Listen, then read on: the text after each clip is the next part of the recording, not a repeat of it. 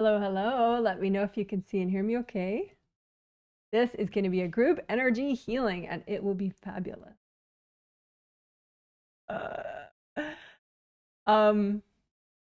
This is it's April 4th, 2025, and this is going to be the first healing in the set of 3 called the April Triplet Set. And the theme,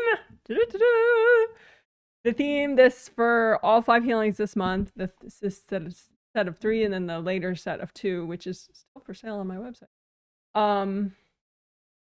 The theme is a 3-part theme: creative inspiration, hearing your angels, and stability through self-care. I think in the title I put hearing angels first, because a lot of times on YouTube you only see like part of the title anyway. So I'm going to explain what we're going to do today, how we're going to approach these 3 themes, or the 3-part theme. So that's what I'm going to do now. Thank you. Thank you for close.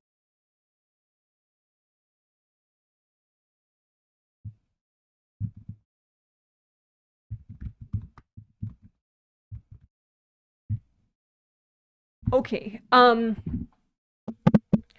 So hearing angels, creative inspiration, and stability through self-care. That's the theme. And creative inspiration, we're going to deal with separately today through some unblocking of your 7th chakra, your 4th chakra, and your 1st chakra. So 7 in the top of the head, 4 in the center of the chest, and 1st chakra at the base of the spine. And unblocking those chakras so they have good flow, but also they're like definitely like the first aura layer, the aura's like the part of the aura that's right up against the chakras. So it's sort of like extra thorough unblocking, maybe is what we would call it. But 7th is technically for creative inspiration, but 4th is for passion and enthusiasm. And then 1st chakra is safety, courage, and abundance. So like boldness, part of that is 1st chakra. So I think that's what we're going to do for that today, for the creative inspiration. And then, like I said, for the other 2 parts of the theme, the hearing angels and the stability through self-care, that's what I'm going to talk about right now.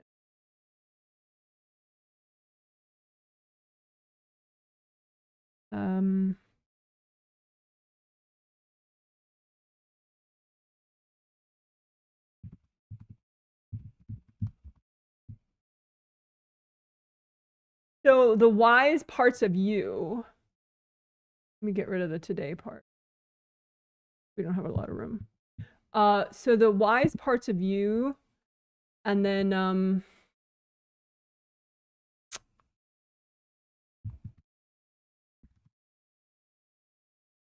so resolving. Ooh, I have to change my font because I guess it's okay, visible enough against my shirt, I hope.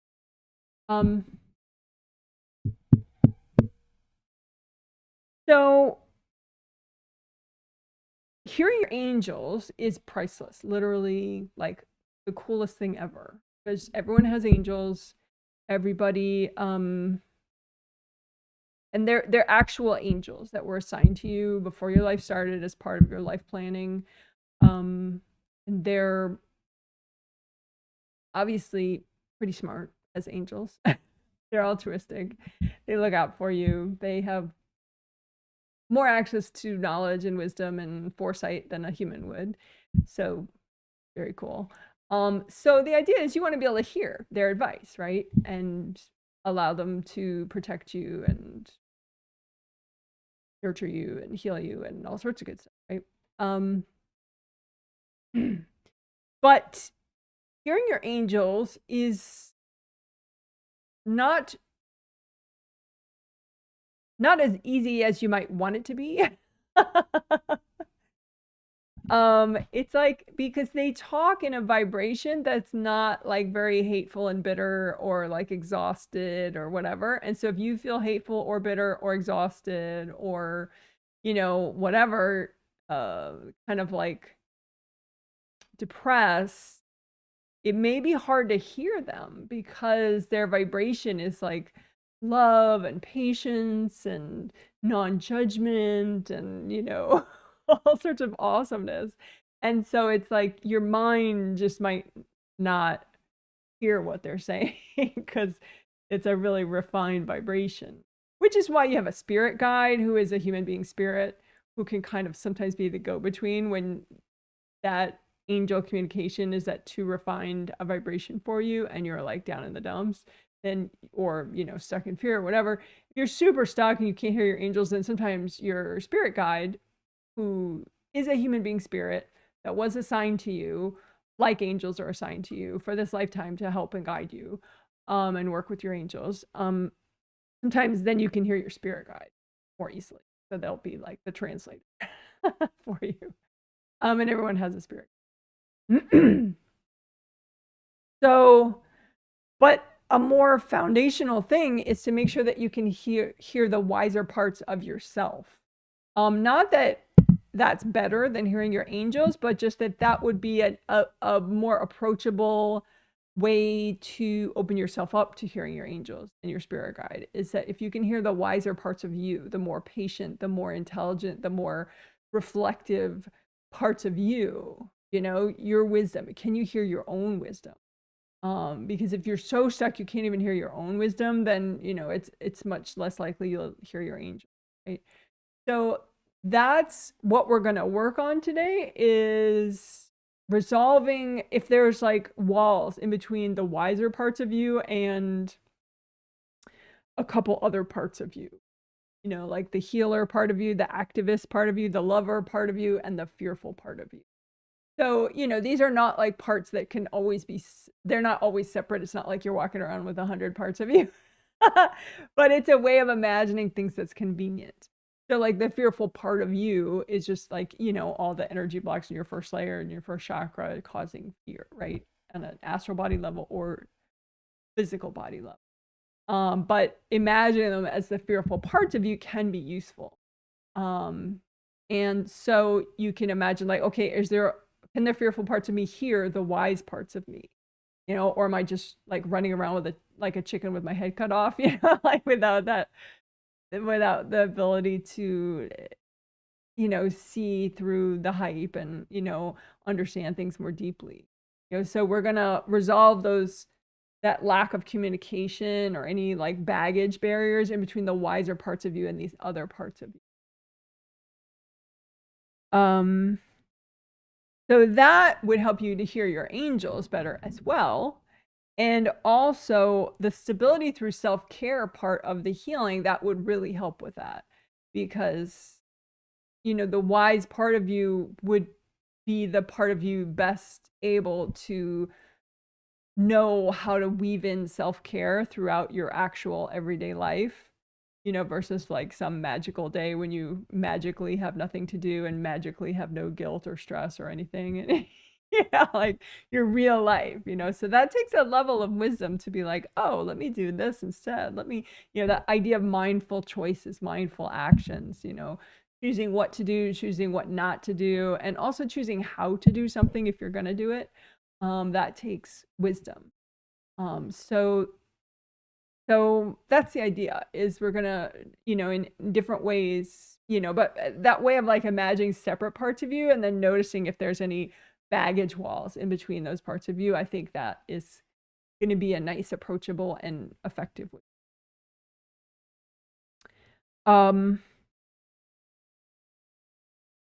And the reason that one of the ways that I noticed this was I noticed what I'm not going to talk about politics right now. I'm going to talk about politics soon, but it's kind of like I'm being careful not to mention about politics right now because it's sort of politics adjacent, what I'm saying. But anyway, so this will not be politics, but soon there will be a politics section, and I'll change for the few of you who don't like the political discussion, then you can mute it at that time. But anyway, so this is not that. So for example, you might have a situation where you feel like, you know, somebody did something wrong, and then when you think about it consciously, there's a part of you actually like whacking that person that you think does something wrong, and then they're whacking you back. Because like somebody in the survey, they were like, oh, there's this woman in my building and blah, blah, blah, blah, blah. She does this and blah, blah, blah. And oh, I just thought of just thinking about her, you know, all of a sudden I have all this good karma window damage, you know, like she's thinking that like thinking about her damaged her energy.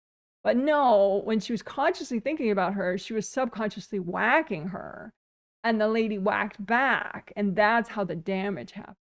So it's like your thought doesn't damage your own chakras.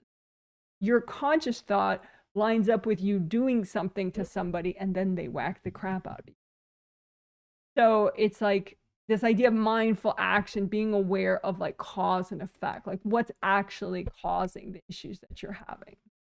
Yes, you have damage now, but a thought didn't do it. Your own thought didn't do that. A part of you that was not in communication with the wiser part of you, you know, just decided to whack that lady as you're thinking about her. And then she whacks you back, right? So that wiser, that's why I wanted to help. That was one of the first reasons why I wanted to help reunite these other parts of you with the wiser parts of you, because the wiser part of you can consider cause and effect and karma and, you know, all that good stuff. So that was one reason. Also another aspect of that, like I called it your activist part of you, like maybe, well, I don't want to get into the politics, but yet I will, but I'll change the heading at that time.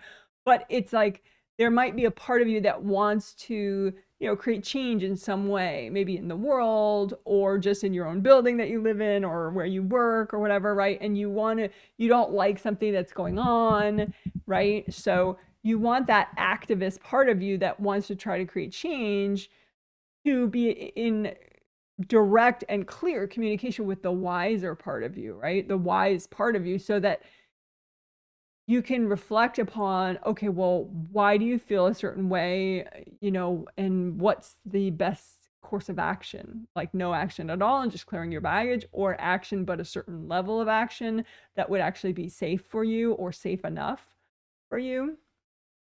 And that idea of being safe enough is something that I wanted to mention too, because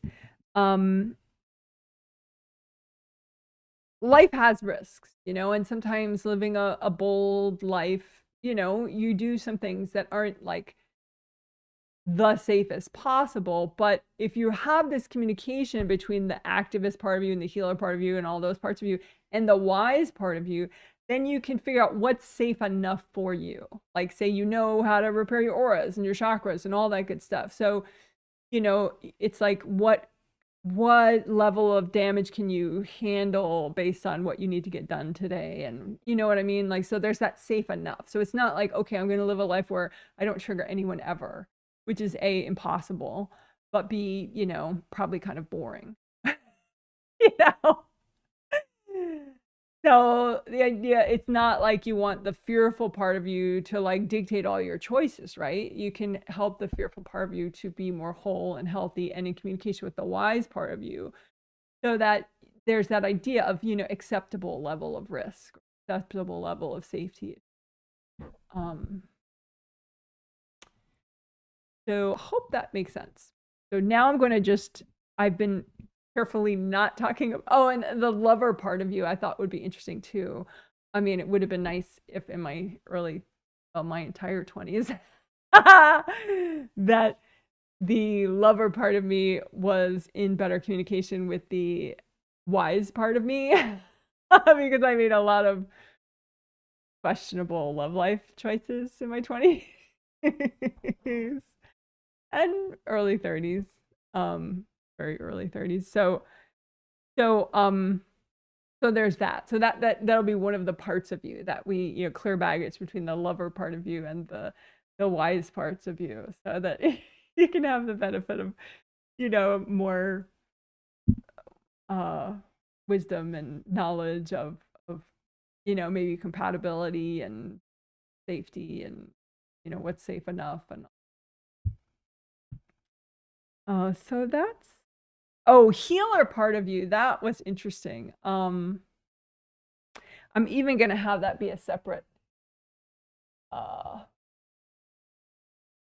section because it was so interesting, even though it's really part of this whole thing of resolving inner conflicts that I was just talking about. But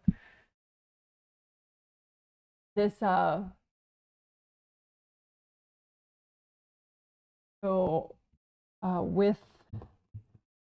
the wise part of you in communication with the healer part of you.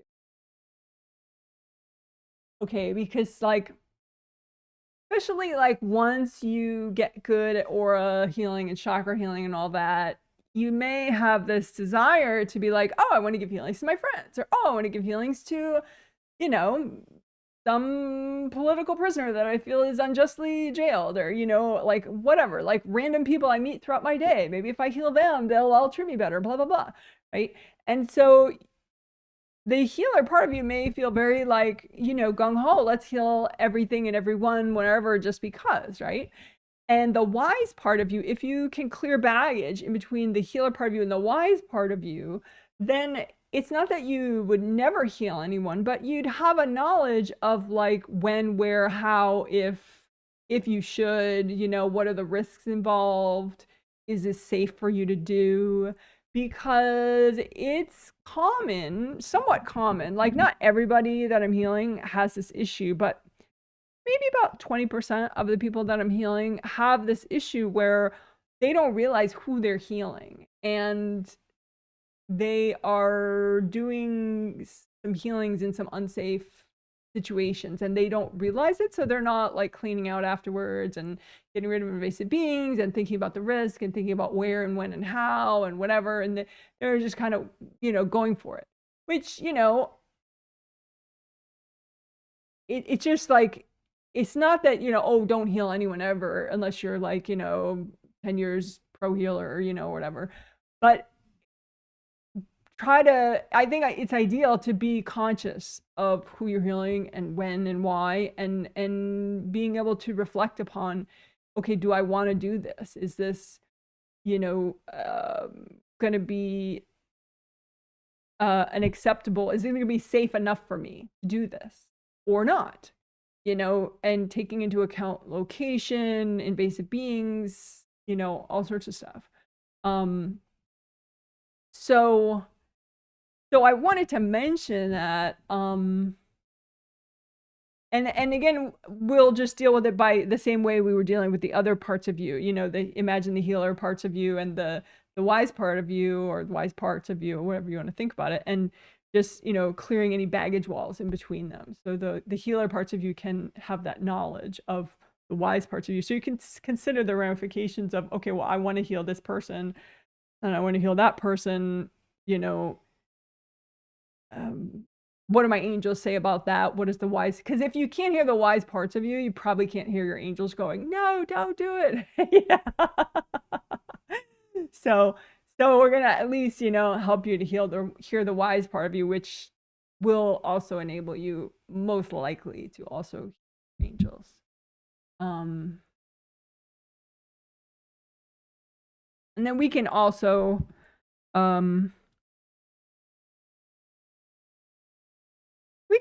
do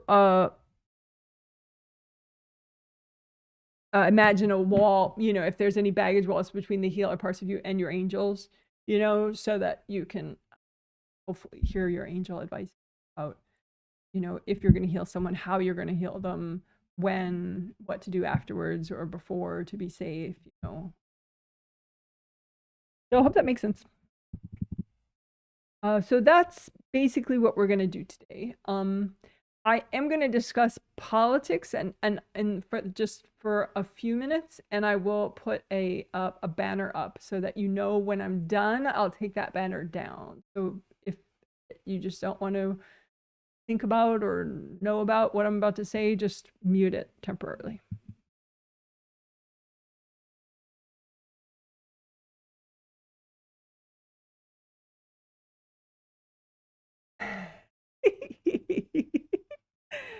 Okay. So, so political, this means I'm going to be talking politics right now. So if you and just for, you know, like a heads up, I live in the US and I am considered like liberal or progressive.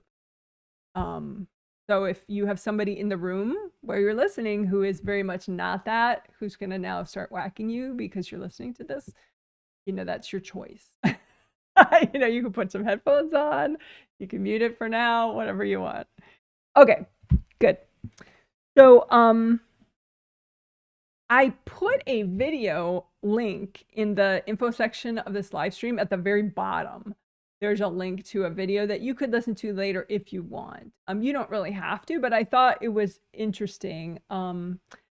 Lately, I just, you know, I look for different information sources, like, because I don't, I want to get the information, but not the hype and the fear and the overly triggering stuff. But, you know, a lot of the just facts about what's going on these days is, of course, potentially.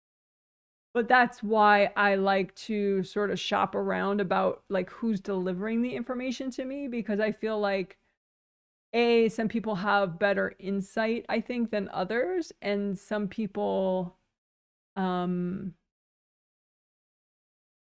their own personal energy is more centered, and therefore it's easier for me to be centered when I'm listening to them communicate. So one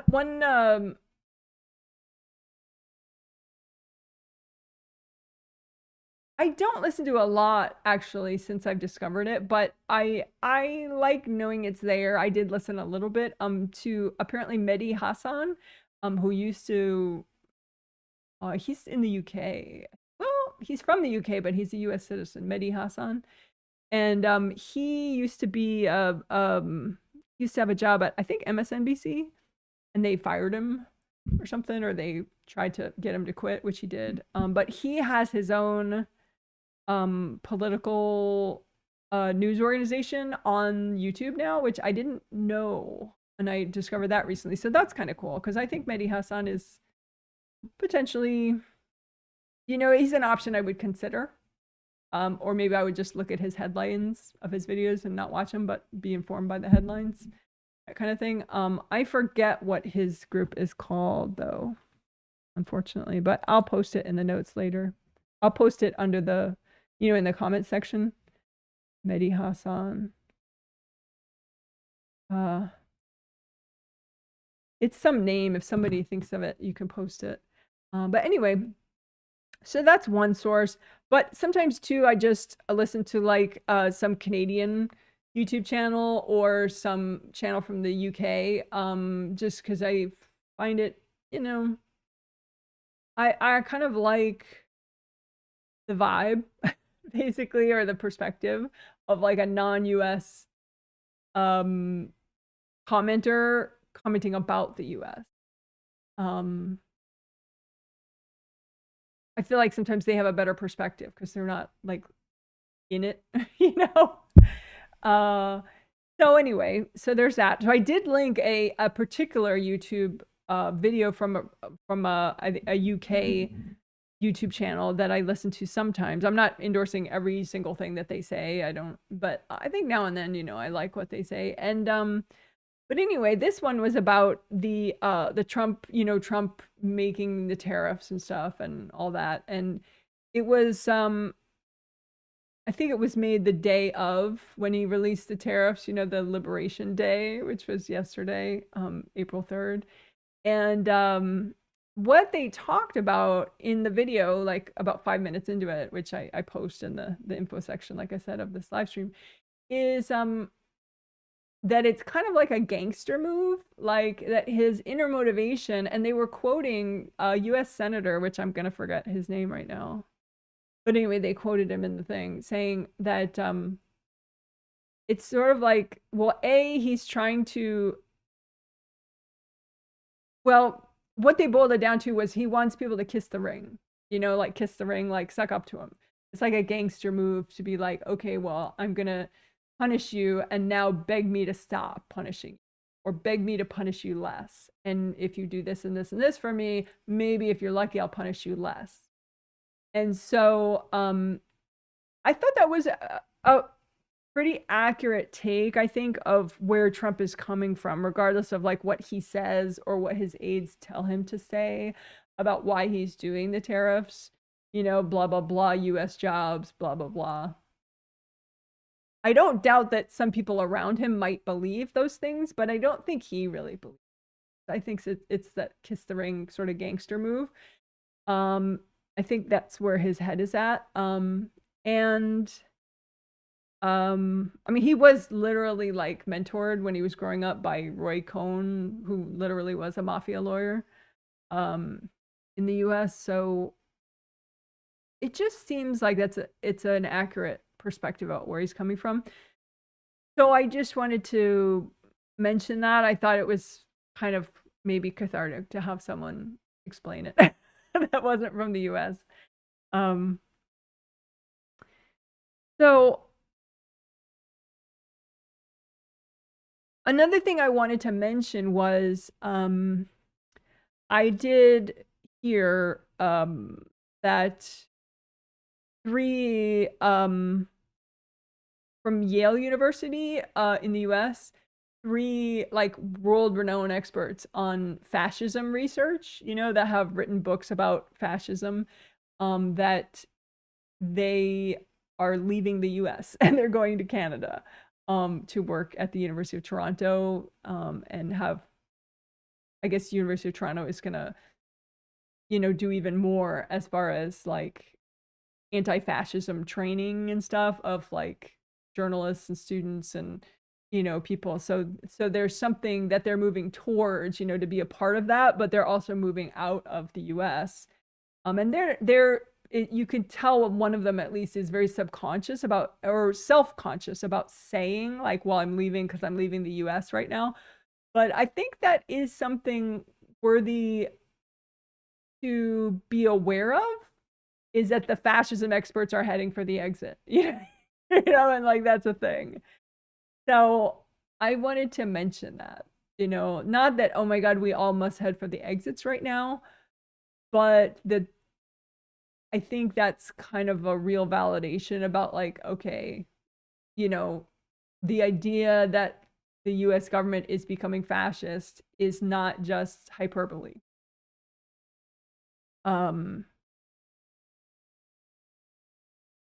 Or that the climate or the climate within, you know, the fact that these 3 fascism experts, they feel like if they stay, there would be a target on their back, maybe from Trump himself and his government, maybe from, you know, MAGA followers, you know, who knows, you know, but they're leaving and they'll be doing their good work from Toronto and they'll be able to help everyone better there. So I don't think it's terrible that they're leaving. I think it's sobering that they're leaving, if that makes sense.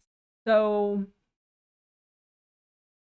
I don't mean to trigger everybody, but I mean, sometimes, you know, just being aware of reality, you know, and like we'll be doing in this healing, we're gonna, you know, help people clear fear, you know, and have the fearful parts of you in communication with the wise parts of you so that you can just have your information and your knowledge, and not have to be overly triggered and, you know, just freaking out about things. So I guess that's pretty much what I wanted to say about politics right now. But just that, you know, try as far as like stability through self-care, you know, like try to, you know, I think it's okay to be choosy about which news sources you listen to, how much news you want to hear on a given day or a given part of your day, or, you know, stuff like that.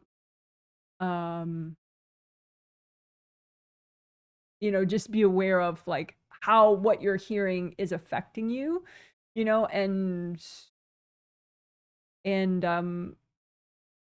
know, that idea of safe enough, you know, like, okay, well, sure, yeah, if you just lock yourself away and never hear news for the next, you know, whatever time period, you don't necessarily have to do that. I mean, it's not like you can't handle being triggered. You could just clear the triggers, be extra grounded, do tricolor soak, do whatever you need to do.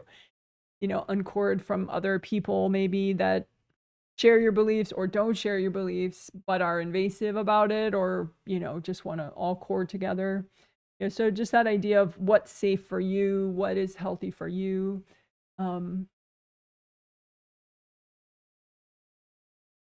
So like the fascism experts, they've decided that what's safe and healthy for them is to move to Canada, and do their work there, which, sounds right. But, you might not need to move to Canada or move wherever. But although, fun fact, I do have a US passport, and I am aware that many countries have what's called a digital nomad visa, which I didn't know about before. So that's very interesting. So, because some of my clients are unemployed and maybe they're thinking of which careers they want to go into in the future. Some of my clients are very young, or some of my clients are just considering career shifts or whatever. And with these digital nomad visas, if you can prove that you have a really good living already and that you could continue it in a different country because you work over the internet, right? It's not like an in-person thing that you need for your business. Then you could, there's a whole visa category for that in a lot of major nations these days, which I wasn't aware of before now. So I think I could get a digital nomad visa if I wanted to in, what various major countries, because I can make my living anywhere as long as I have good live streaming worthy internet. So I know that some of my clients, even not just because they want to leave a country that maybe is becoming fascist, maybe just for other reasons, they like travel, and so I didn't know that digital nomad visas existed. So just a heads up, they exist. How cool. So there's that. A random fun fact that is politically related, perhaps. Okay. So I'm done with that now. Oh yeah. But like I said, the whole resolving inner conflicts and helping the wiser part of you communicate with these other parts of you, I think will help process political news. And one thing I did want to mention that is political but related to that sort of the healer part of you and the wise part of you is you might be like, as an American or as someone else who's not in the US, maybe you hear about, like ICE in the US, ICE, which is like immigration, whatever, police. And they have been like snatching people up, that are students, and all they did was protest against the Israel-Palestine stuff. And they've been revoking their visas and just basically like kidnapping them off the street. And so you may already know that consciously, but maybe you don't realize that you've been trying to give energy healing to those people that got snatched up and they're sitting in some ICE prison and their lawyer can't even contact them yet. So learning about these people, like the El Salvador people that got carted off to like a supermax prison in El Salvador, they were in the US and they had no trials or no due process. And now they're in this prison cell, 60 to 70 people in a cell in El Salvador with no lawyer contact. Like that could trigger you, and you may have already been triggered by that. That's why I'm talking about it. It's not like I'm trying to freak everyone out. Like you may have already heard that in the news that this is actually happening. And the healer part of you may be trying to give energy healing to people in a supermax prison in El Salvador.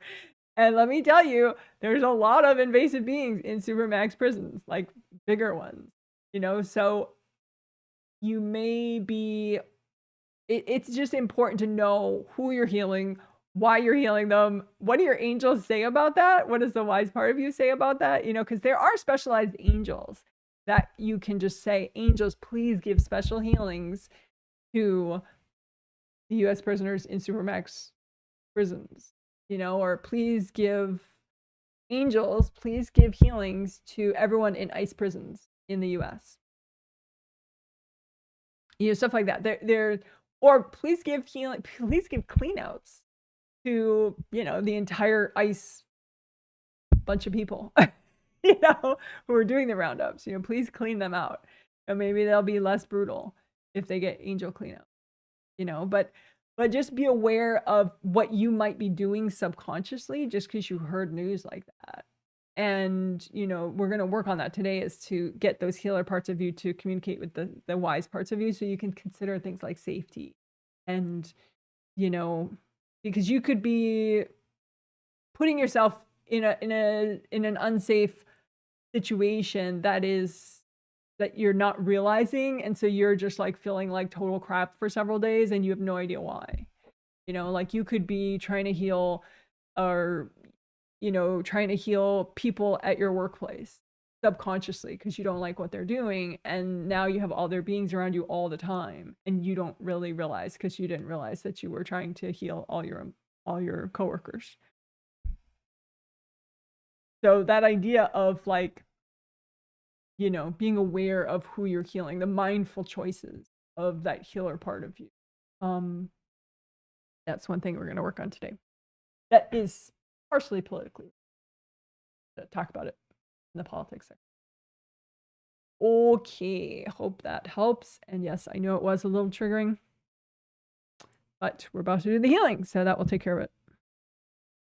And if you know clear STEBs, you could do that right now. I'll make sure we do it in the healing. Oh, right.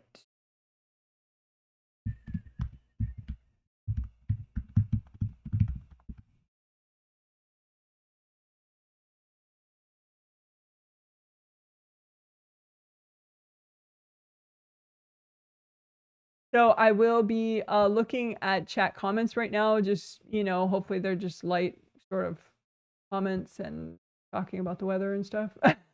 And hellos from where you're viewing. And then we'll do the 3 minutes of quiet, and then I'll do the healing. And during the healing, except for the first minute of quiet, I will talk out loud as I'm healing. So I will describe what I'm doing as I do it, and you could use that as a self-healing walkthrough. Even if you're a motivated beginner or if you're advanced, there should be lots of really interesting stuff in there for you. Alrighty. So chat comment says hello, thank you. Someone says, hey Janet, we can see and hear you in Chicago, 44 and cloudy, 44 Fahrenheit. Could be better. Someone says 64 Fahrenheit and sunny in Las Vegas here. That sounds very pleasant. Someone says, hello, Janet, can see and hear you. Thank you. Someone says, sun going down in the Emerald Isle in Ireland. Northern Ireland. Oh. Hello to you. Someone says, hello from Lake Worth Beach, Florida. Winds at 30 kilometers per hour. Warm, though. 30 kilometers per hour. That throws me. I don't have the conversion for that, so I don't know how many miles an hour that is. So no idea. I suppose that's windy, otherwise you wouldn't have mentioned. But hello to you. Someone says, Mehdi Hassan, YouTube, The Intercept. No, there's something else. He has this whole YouTube channel. Yeah, I'll post it later. But yeah, it's some word that I don't know what the word means, but it's some word that supposedly means something maybe in a different language. But anyway, it's cool. It's like a political commentary channel, but he runs it, so it's like the high level cool stuff. Most of it. Someone says, can see and hear you in Lakewood, Colorado. 37 degrees, cloudy and snowing. Wow. Someone says, hi, Janet from sunny Happy Spring in Portland, Oregon. Was that nice? Portland, Oregon. Zeteo. Zeteo. Oh, yes, yes, yes. Thank you. I was hoping that's why you were coming out. Zeteo. Okay, so my darling husband, rather than text chat it, which he could have done, is Medi.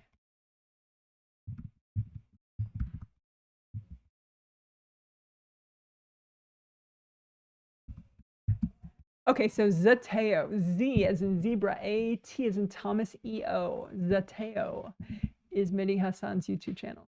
So again, I don't listen to them like often, but you know, they're one of the people that I will dabble with, and I subscribe to them, and I'll look at that. And I think I subscribe to their free newsletter. I donated to him monthly now that I think about it. It was like $8 a month.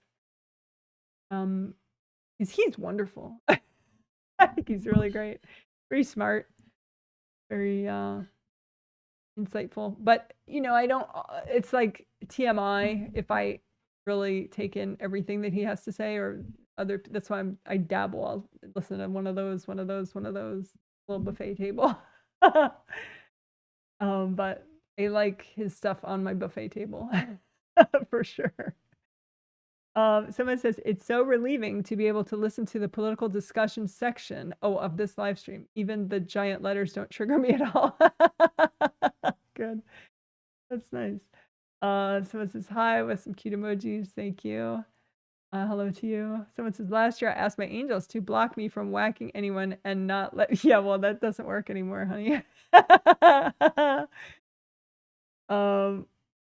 Last year I asked my angels to block me from whacking anyone and not let me court anyone. Come on. How often do I need to repeat this request? Can I make a permanent life contract on this? Thanks. You could ask your angels about that.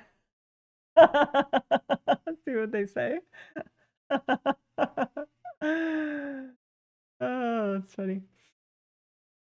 Also, you know, healing people, cleaning people out that, you know, and all that. Yeah. So yeah, whacking, but also healing and trying to clean them out. You could be subconsciously doing that for people that you feel like are not being humane for some reason or another. You might be trying to clean out their energy, but you're not safe, especially the way you're doing it. And you don't have their consent. So there's that too. And just a reminder, you can always ask angels to clean out a workplace or certain employees, but then you might have to just clear your own baggage. So can angels prevent you from ever courting somebody? No, of course not. You have to evolve on your own. And if you're making yourself trouble, then you have to change. So yeah, a lot of times angels will not just, you know, do everything. It's, I guess, worth bringing up the topic with your angels, because sometimes they will help along those lines. You know, help me to have healthy boundaries with person XYZ. You know, it's definitely a valid angel request, but yeah, just assuming that it's no longer an issue because you asked your angels to do it for you is not really usually going to work out well for you. Hey Janet, hello to you from sunny Las Vegas. Thank you. All right. So let's see. I'm going to put out my little healing sheets where I see everybody's names. Oh, I can do a sales note, I guess, while I do that.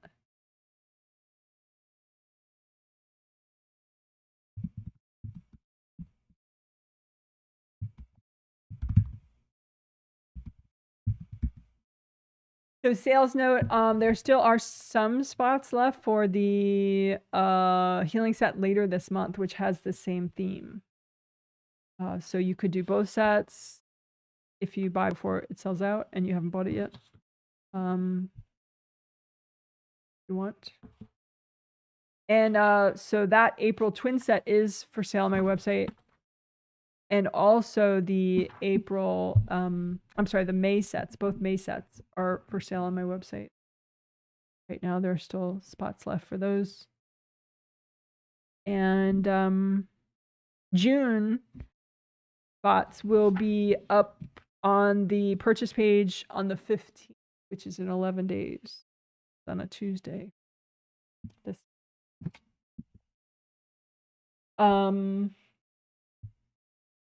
And noteworthy about the June sets is that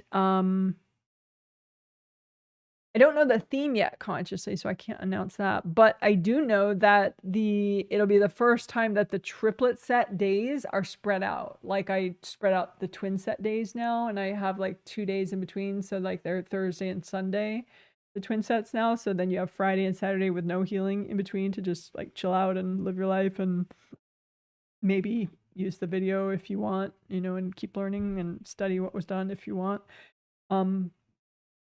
So then starting in June, the triplet set will be like that. It'll be Thursday, Sunday, and Wednesday. There'll be 2 days off in between. Not off, like as in I'm not working or you're not working, whatever, but just 2 days break in between, I guess. So Thursday, Sunday, Wednesday. Starting in June for the trip. So that's interesting. People generally, I didn't hear any negative about, feedback about the twin set spreading the days out, and I enjoyed it, and some people specifically said they enjoyed it, so that's part of why we're gonna do it for the triplet. Starting in June though, not this one and not the next. And the May theme, I did want to mention, that theme is abundance. Probably something else also in addition to abundance, but abundance is also always a really cool thing to work. Also, abundance is first chakra, which is, clearing fear and having courage and safety. So it's really relevant even that way. Like, even if you think, oh, well, my abundance is fine, but like, say you live in the US or Canada or somewhere where you feel like you're, get fears triggered more these days, then working your abundance helps strengthen your first chakra. So I'm sure we'll be clearing fear like overtly as well. But if you work one first chakra thing, you're working the other like automatically. So it could be good for clearing fear as well. Okay, good stuff.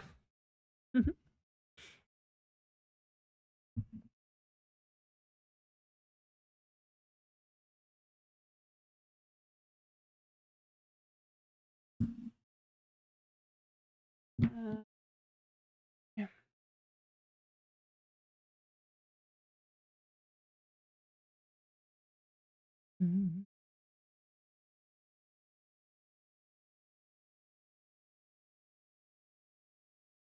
Okay, so now we'll do the 3 minutes of quiet.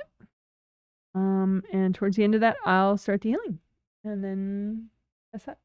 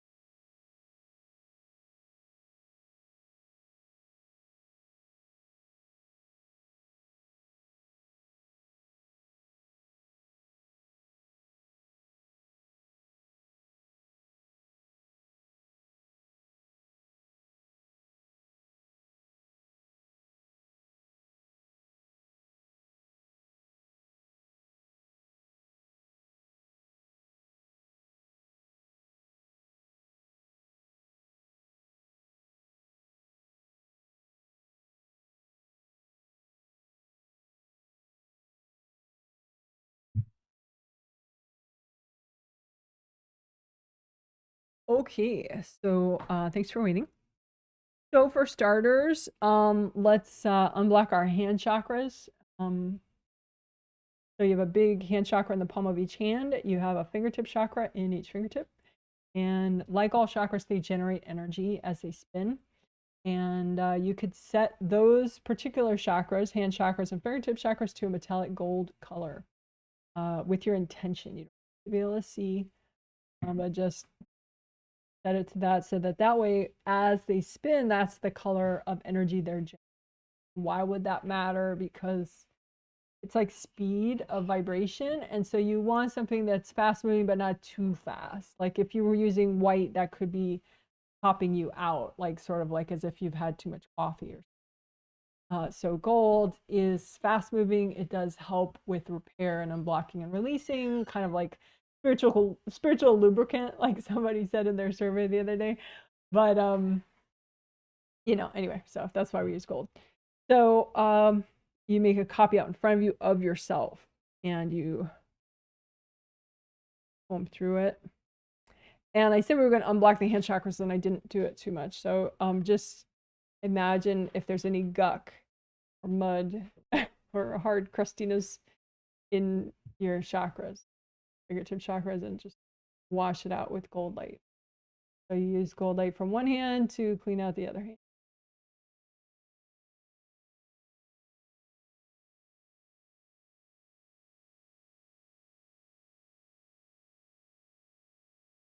And if you have any restrictions around your wrist, this would be a good time to melt those away.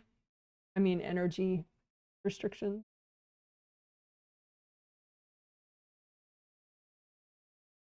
You want to be as present as possible in your hand.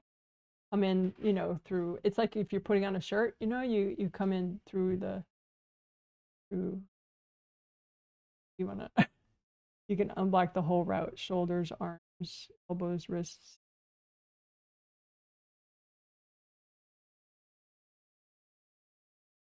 And then specifically hands and fingers and hand chakras.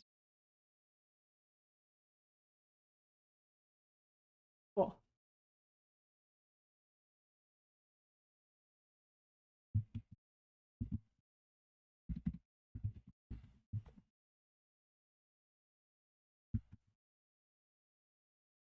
All right, cool. So this is a short video, this grounding plus non-resistance in the short video playlist. There's one that's 10 minutes that does this. But let's do it now. So redo both your groundings, make them red or orange or yellow, both the same color, make them nice and wide all the way down to the core of the earth. And bring them up high as your third chakra, which is right below your sternum bone, where your sternum is. Right below that's your third chakra. So bring up to give extra support to your lower chakras.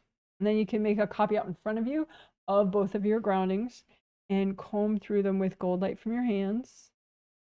And I just unblock them. You want to make sure that strong flow goes all the way down into the core of the earth without you getting clogged up anywhere. So just find the clogs and melt them away. Wash everybody else out of your grounding. You might have people that are like, well, but I have to ask you something, or well, but you have to do something for me or whatever, and they might actually be hiding out in your grounding. Well, maybe not hiding out, sort of like picketing in your grounding. Like some people hide, but other people are there trying to get your attention, trying to change your mind about something. So wash them all out. Use gold light. You could use gold fire, gold water. As long as it's gold and you're not like really trying to harm them, it'll just wash them out, which is fine. That's gold light and wash them out of your grounding. You can use gold light and melt away any attachments to your grounding. So I call that indie grounding, like indie for independent. So just use gold light and melt away anything that's attaching to your grounding. Could be other people's groundings, could be hard objects. Melt them all away.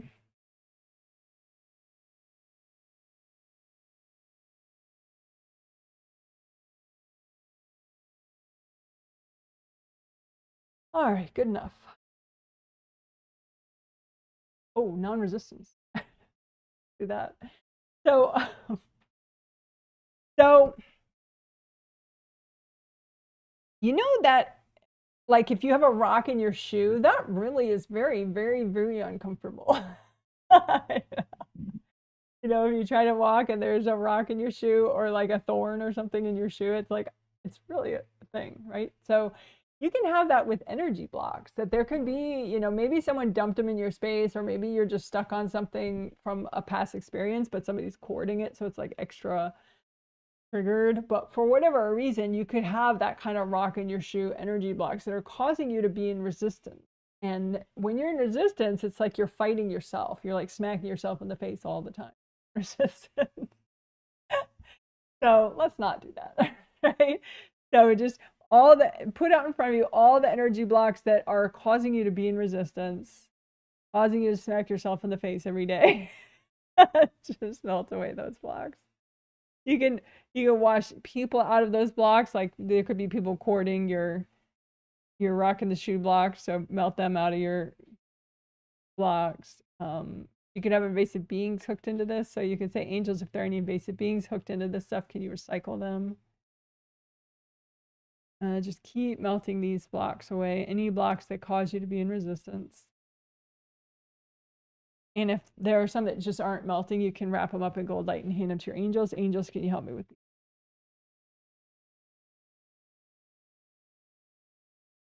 All right, good enough. Easy peasy.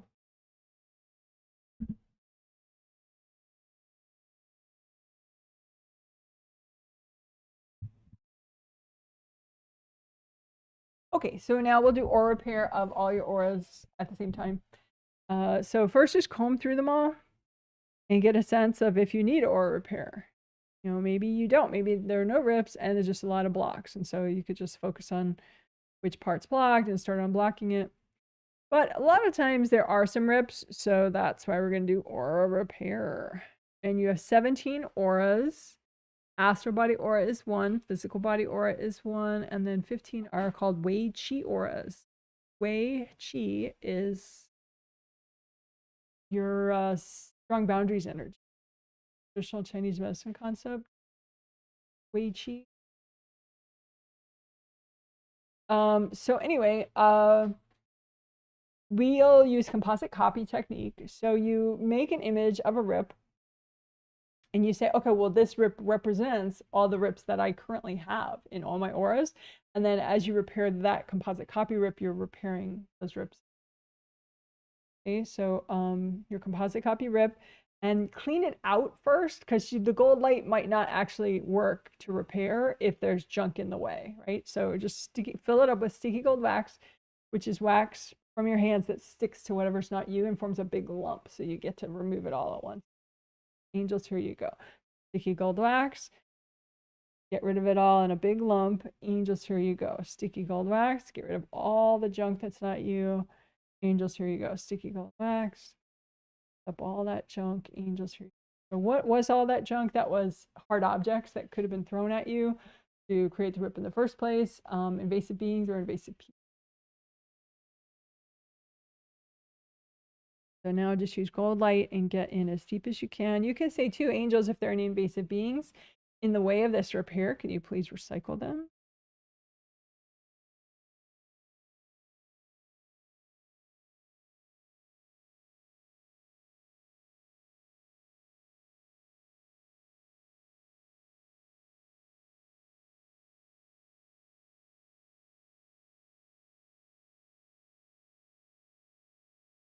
All right, so that probably repaired most of your rips, but it might not have repaired all of them. So let's do it one more time. Make a composite copy, rip up, and with your intention, you say, okay, well, this represents any leftover rips that I still have. And then do the same process. Sticky gold wax, lift out the junk. Angels, here you go. Sticky gold wax, lift out the junk. Angels, here you go. Get that gold light nice and deep in there. Say, angels, if there are any invasive beings in the way of this repair, can you please recycle?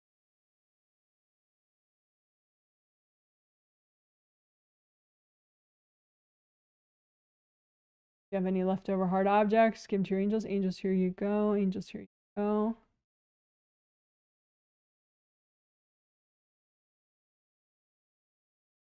Great.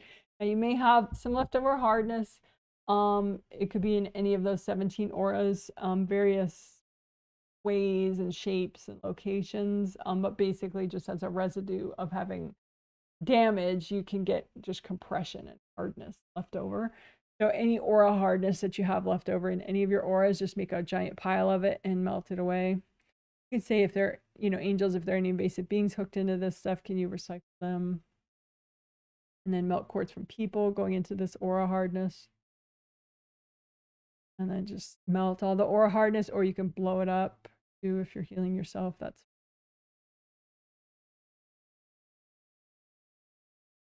okay.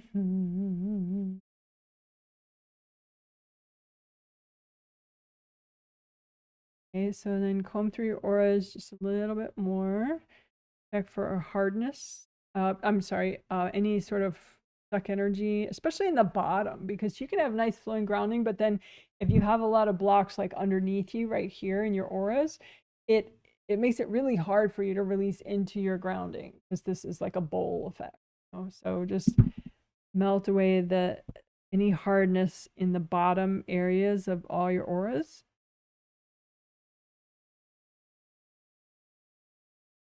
We're unblocking the bottom, maybe 1/3 of all your auras.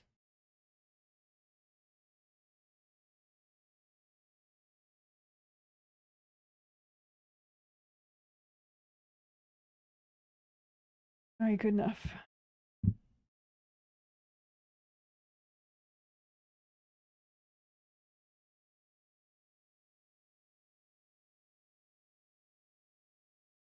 Oh, also redo your gold buffer zones. If you don't know what those are, you want to learn, there is a video. If you search Janet Wright gold buffer zones on YouTube, you'll find it. 18 minutes.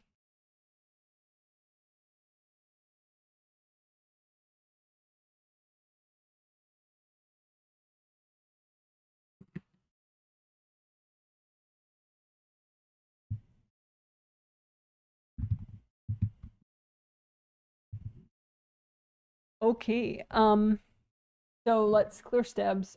Sometimes I save it till the end, but there was so much that I covered in the discussion before the healing. Let's do it now. So STEBs are stubborn triggered energy blocks that, they may be just a little extra stuck. So we want to clear them.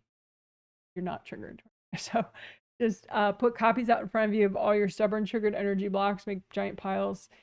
And these are extra stubborn because somebody's courting them, or they're invasive beings hooked into them, or you have a lot of your energy in them, or all of the above. So just make a big pile of these energy blocks and just say, angels, if there are any invasive beings hooked into this stuff, can you please recycle them?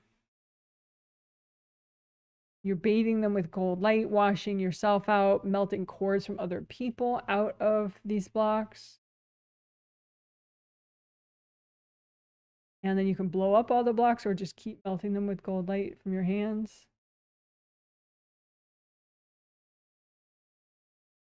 If any left over, you can wrap them in gold light. Give them to your angels. Angels, can you help me with these?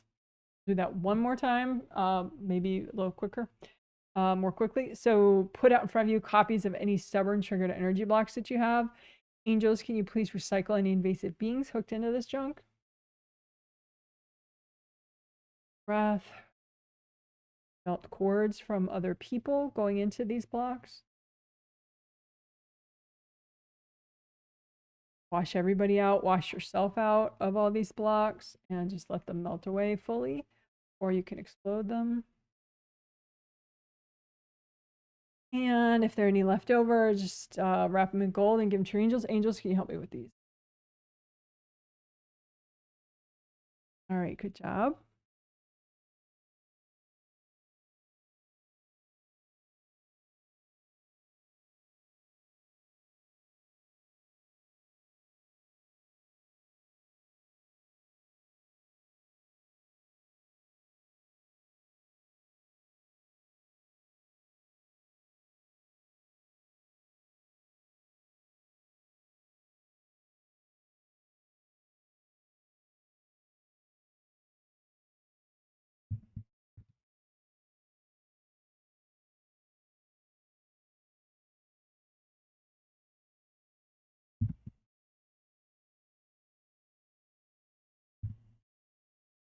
Okay, so you have creative rings. They're a part of your astral body energy system. They're right above your head, 1, 2, 3, and if they're functioning properly, they're repaired enough, unblocked enough. They're really helpful and useful, and they help with safety and thinking and focus, and they're awesome. But they can be damaged, and then everything sucks. Then things are more overwhelming. It was funny because this one person in their survey, they're like, oh yeah, it's like a day after the healing, and they're like, oh, I feel, and they listed all these negative things, like I feel overly vulnerable and this and that and this and that. They're like, I wonder why. Maybe it's, the eclipse. Maybe it's, Mercury and whatever. They listed some like obscure astrological things, and I'm like, or it's aura and chakra damage, which is literally what it was. Like sometimes people just externalize so much. They're like, oh, maybe it's the tides. Maybe that's why I feel this way. And meanwhile, all their chakras are damaged, which they could fix in like 5 minutes. Well, less than that. So creative rings is one of those things where it's like, if they're not happy, it's not the moon and the stars. It's that, this is smashed up. So anyway, just imagine copies of your 3 creative rings out in front of you so you can easily comb through them and repair them and unblock them. So just use lots of gold light. You want to melt away cords going into them from other people.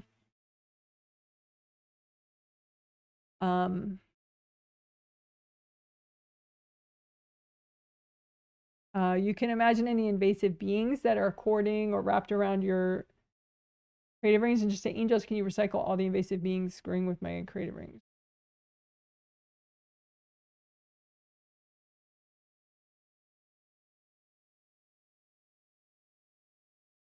And your flaps of your creative rings can be open. If they're open, they look like that. Like that's a top-down view of what open flaps would look like on your creative rings.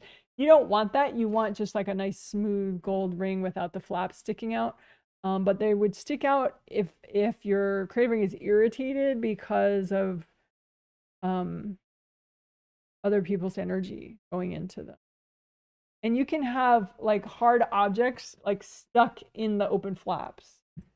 So like, like a little spear, stuck in, like sort of wedged in there in that open flap.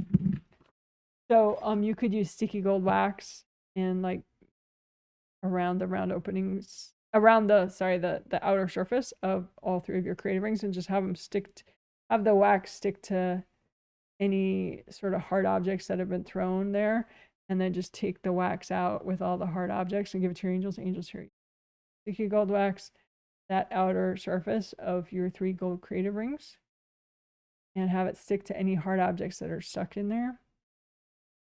And just rid of that wax, give it to your angels. Angels, here you go. And the wax and the hard objects.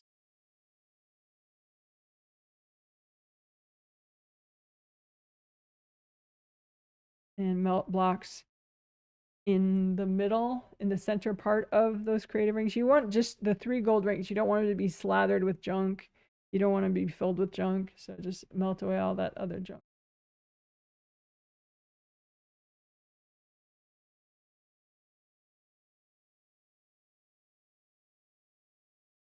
Sometimes if you find yourself like constantly thinking about what you feel like other people are doing wrong, it's partially because you're too blocked here, so you're not very centered. If you're centered, then you can think about like, well, what are your choices? What are your options? What are your, whatever. But if this is too blocked, it's hard to be present, and so then you're like always sort of fixated on what other people are doing. So blocking your creative rings and repair them enough. You have, as far as repair, you can have cracks, broken, missing pieces. So just use enough gold light that they get cleaned out and they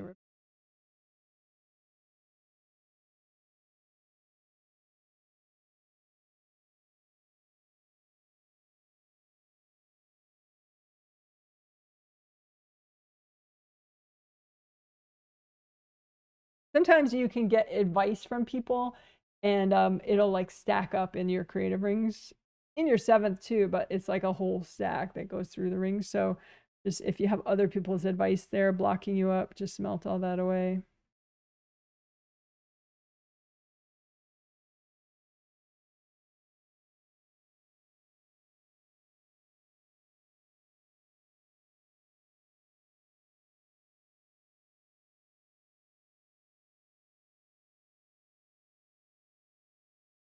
All right, good job.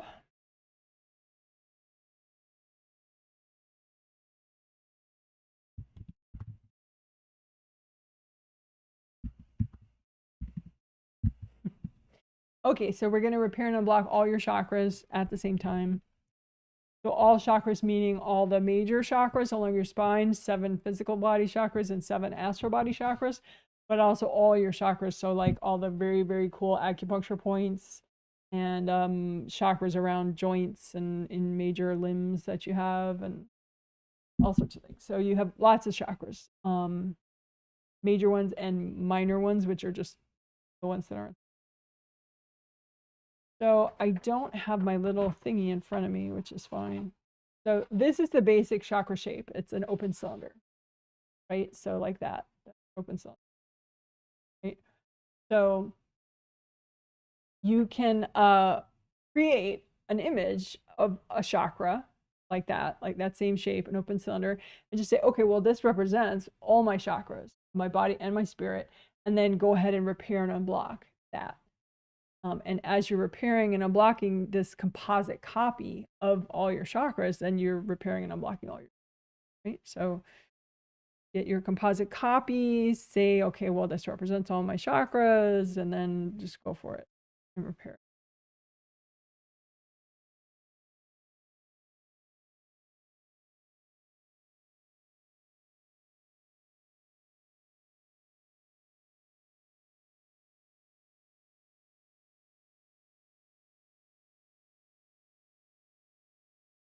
And you can kind of scoop through the chakra and grab out baggage that's healthy and gentle to get rid of right now, and then just melt it with the gold light in your hands or blow it up.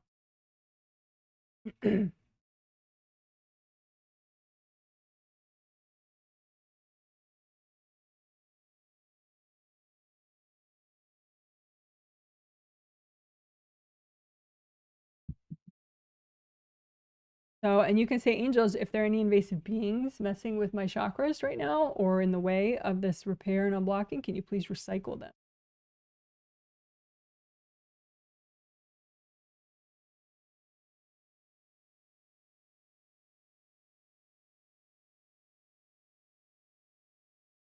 And the damage can look like scratches or gashes or cracks.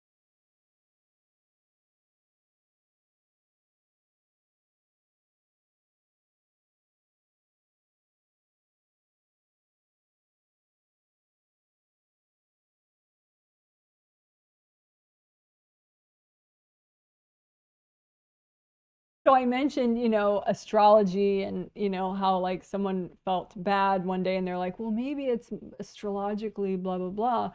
It's not that astrology can't affect you, but if you know how to do your 5 essentials that we're doing, grounding, chakra repair, aura repair, creative ring repair, good karma window work, you don't have to be so vulnerable to astrological shit because you can, you create your own, you steer your own ship as opposed to having astrological forces steer you. Then, astrological forces would still be relevant, but not as much.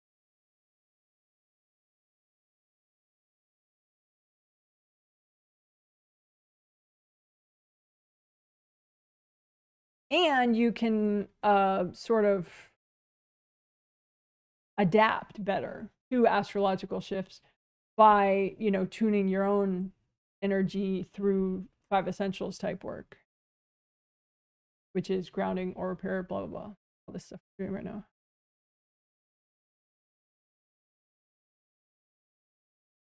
Again, lift out. You can lift out the baggage that's healthy and gentle to get rid of in your chakras and just melt it away or blow it up. lift out the baggage that's in the way, that's healthy and gentle to get rid of right now. Melt it away with gold light from your hands. And chakras have flaps as well around the round openings. So the round opening wouldn't be gold like this, but otherwise that it would look like this, the round opening, if it had irritated flaps. You don't want it to look like this with flaps sticking out, but it could look like that if you have cords going in. So you can just keep melting cords. The angels, can you recycle any invasive beings in the way? And then just keep melting cords and unblocking until your flaps relax and fall shut. Smooth round.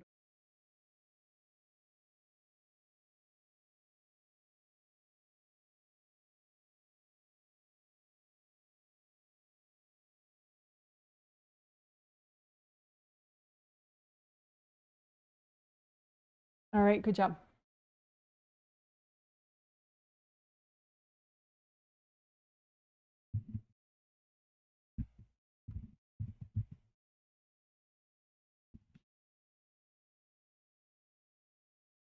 Okay, so good karma windows, GKW stands for good karma windows, and they're in back here. And they're about the size of maybe like half of my cell phone, each one of them. Maybe a little, no, probably smaller than that, but not much smaller. Maybe like that big each. Back there, but it doesn't really matter exactly how big they are. What matters is, are they repaired and unblocked? So they're back here, and each one is like a concentric, like a triple frame little square right there. 1, 2, 3, 4, 5, 6, 7.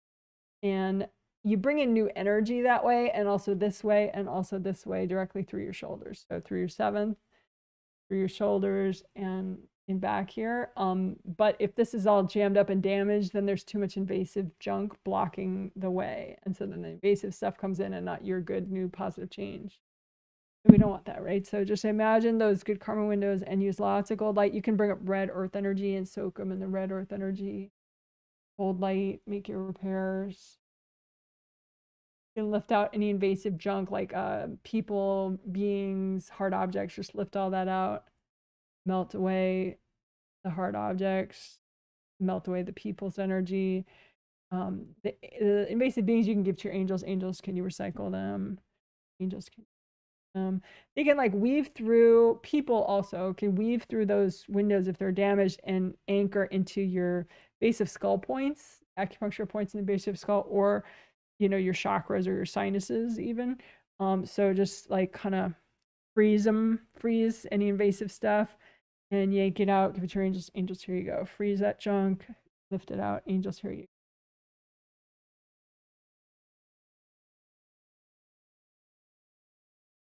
go. And just lots of light red earth energy. So when I talk about in the theme stability through self-care, this could be, doing good karma window work can be part of your stability through self-care. Because if this is too damaged, you just don't feel stable. You just feel like, wow, it's hard to be in your head, and your head has some really important energy centers. Throat chakra is right below your head, and then your 6th and your 7th, so vision, non-judgment, inspiration, identity, intuition, goals, inner voice, communication with others, hearing angels, so really important to be able to check into your head, be in your head. So part of that is making sure back here is only for you. Lots of gold light, all repaired and cleaned out. Out blocks that aren't you, melt them away, lift out the blocks that aren't.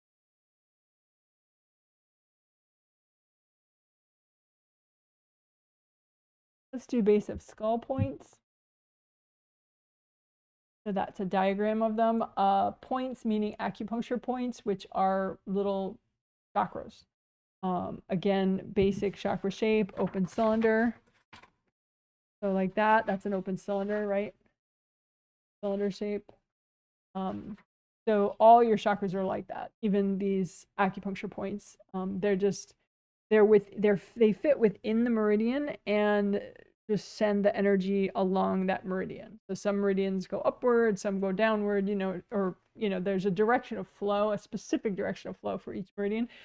But you don't really have to know it because the chakras know it. And so if you just repair them and unblock them and make sure they're not leaking, they do the rest. So I'll mention the specific names and direction of flow of these meridians I'm showing right now, but like I said, you don't have to know them or remember them in order to do this work. Like if you have a headache, you can just send gold light to all your head meridians without knowing, okay, the one's in the front, the one's in the side, the one's in the back, the one's up. You don't have to know which is which and all that. Just heal all your head meridians. But anyway, so base of skull points are those two rows of points. One row at the top of the earlobe and one row at the bottom of the ear. All those points. That's what I'm. So the midline one that goes meridian that goes up the back, starts in the crotch, goes up the back, hooks around the head, ends in like the roof of the mouth right there. That's the GV meridian, governing vessel meridian. So I'm not going to get too specific this time. The base of skull points for the GV meridian are 15, 16. 15 and 16 are the ones real close to each other. You want to make sure that they're not leaking, they're unblocked enough, they're generating enough energy. And it's only you in there, nobody else.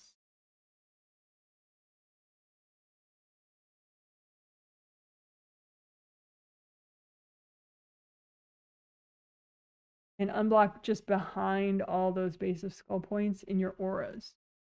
So if you have a big block here, it's easy for invasive energy to cord it. And then there's like this huge pressure which compresses them. So you want to scoop through the meridians and outward and just get rid of all the blocks, just melt them away. Scoop through the base of skull area and outward and melt all those blocks. And you could have invasive beings that are like woven in there. So scoop through and just say, angels, can you recycle all these invasive beings? Scoop through the base of your skull, lift out and say, angels, can you recycle all these invasive beings? And then for the blocks, just melt people out of the blocks, melt your energy out and let them.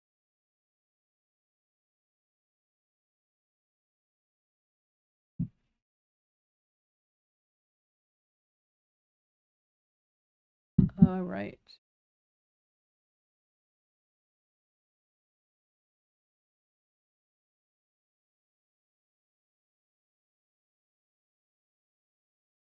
Good enough.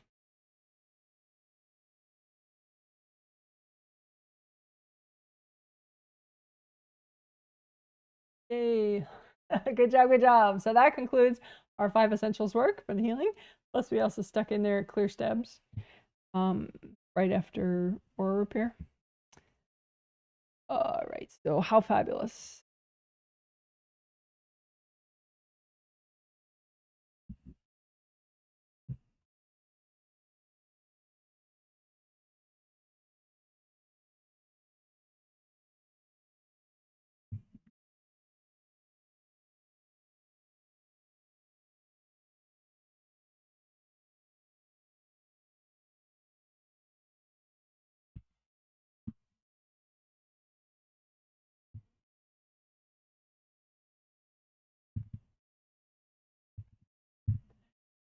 Okay, so now we'll do basically the theme related stuff that I was talking about, how we're going to help you resolve inner conflicts, specifically between the wise part of you and other parts of you, which will also help you to hear your angels. If you can listen to the wise parts of you, therefore you're kind of in the right vibe range to be able to hear your angels. And we will also, yeah. Good enough. That's what we're doing right now. So imagine, you can imagine multiple wise parts of you, and then just imagine, let's say, the fearful part of you. And there could be several, you know, maybe they're stuck in our child parts, maybe they're stuck past life parts of you, maybe they're stuck in the present, whatever, but they're stuck in fear, right? So a bunch of parts of you that are freaking out, and then the wise parts of you. And just notice, like, can these freak out parts of you hear and really understand the wisdom of these wise parts of you? Chances are, no, of course not. So then just imagine like any baggage, you know, that's blocking comprehension and, you know, communication as like a wall in between those parts of you, and just melt that baggage wall that's in between the wise parts of you and the fearful parts of you. And you can also give a direct healing to these stuck in fear parts of you. You can bring up red earth energy and soak these parts of you. And again, that baggage wall in between them two, you can run gold light through that and start to melt that as well. So you're healing these most fearful parts of you. And you can, maybe other people are courting these parts of you. Maybe they're invasive beings courting them, hyping up the drama. So you can just say, angels, if there are any invasive beings, you know, messing with these parts of me, can you please breath while your angels do that?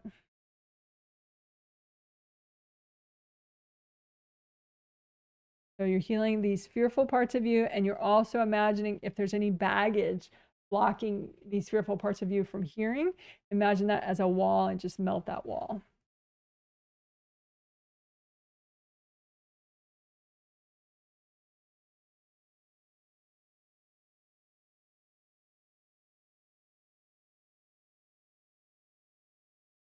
And you may have already lost a lot of these most fearful parts of you. They may have like cleared and transformed into just regular healthy energy through the process we've been doing, but you may have one or two still fearful parts of you, stuck in fear parts of you, maybe a bunch, but maybe less than before. So now with these leftover parts, you could maybe make some healing presents for these fearful parts of you.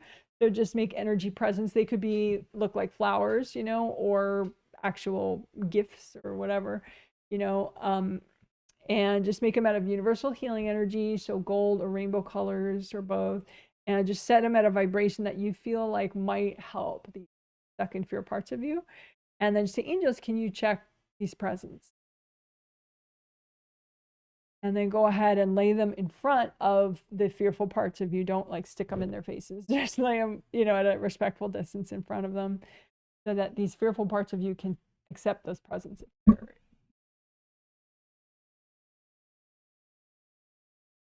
So that may help some of those fearful parts of you to transform. And then you can just give a healing to any leftover fearful parts of you.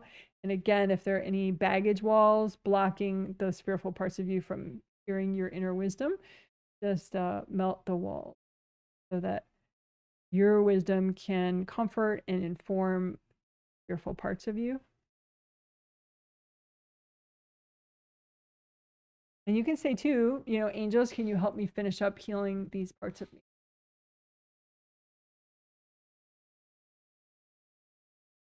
So did we just solve all fear in your life? No. But part of that is because there's like a healthy and gentle amount to do at one time. And that's what we're aiming. So you can definitely do this exercise other times and get even more benefit.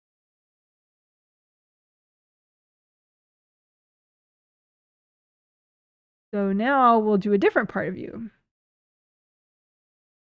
Mm-hmm. Mm-hmm.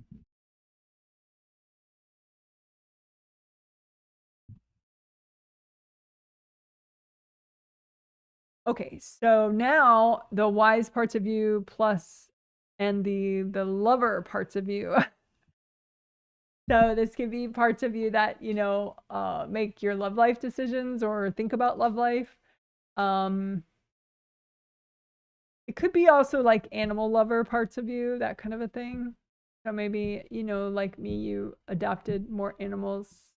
Years ago, I did that. Adopted or animals then was probably wise for me at the time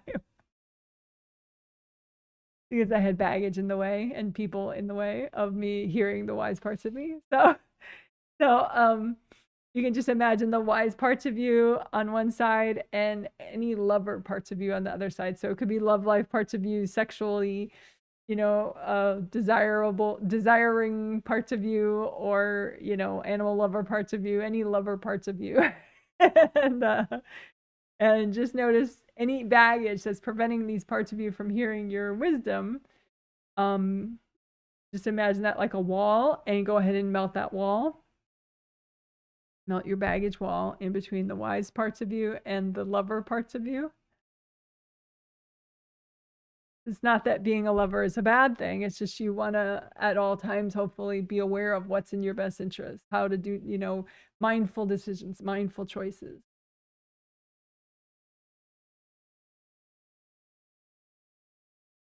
And you may have a lot of baggage in the way of this. It could be from past lives. It could be from social groups that you're a part of. It could be,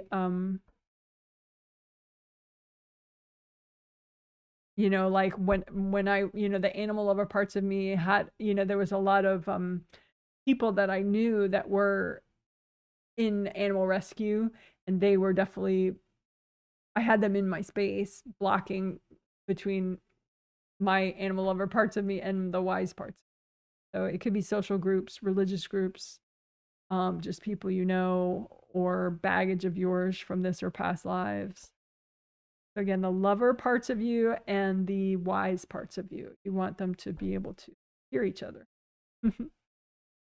Okay? And then you can just do direct healing also on these lover parts of you.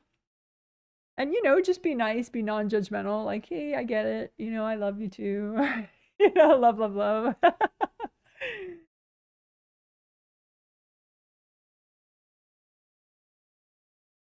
You could do a tricolor earth energy soak for these lover parts of you: red earth energy, orange earth energy, yellow earth energy, light.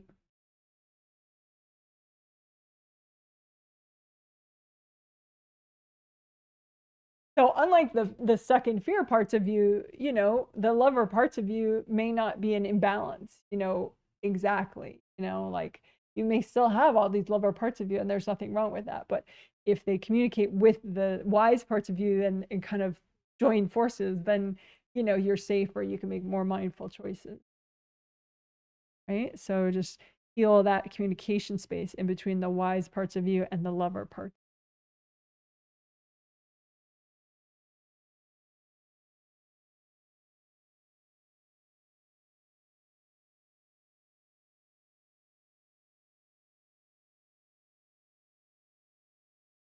All right, good job. Woohoo.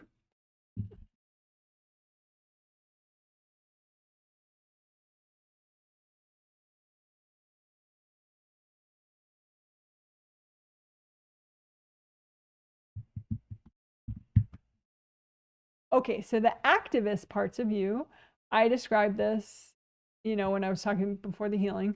But the activist, I partially described this too in the political section. But the activist part of you doesn't necessarily have to be political.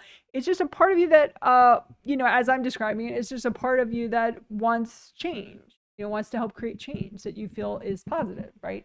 And so it could be change politically, but it could be change in your workplace, or change in the place where you live, or just change in, typically activists, I mean, it could be positive change just in your own life, so inner positive change.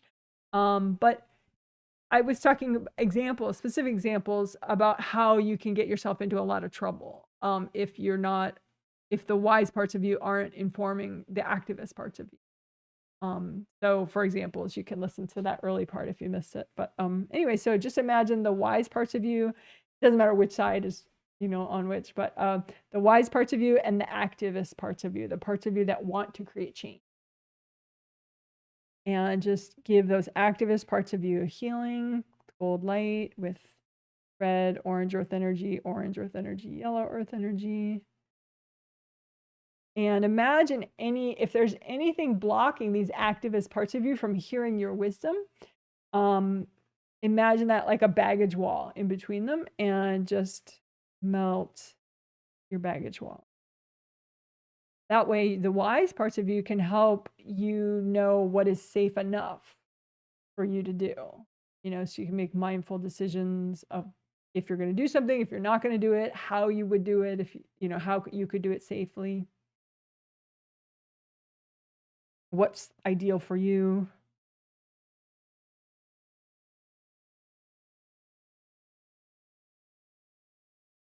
So again, give healing, direct healings to these activist parts of you that want to create change.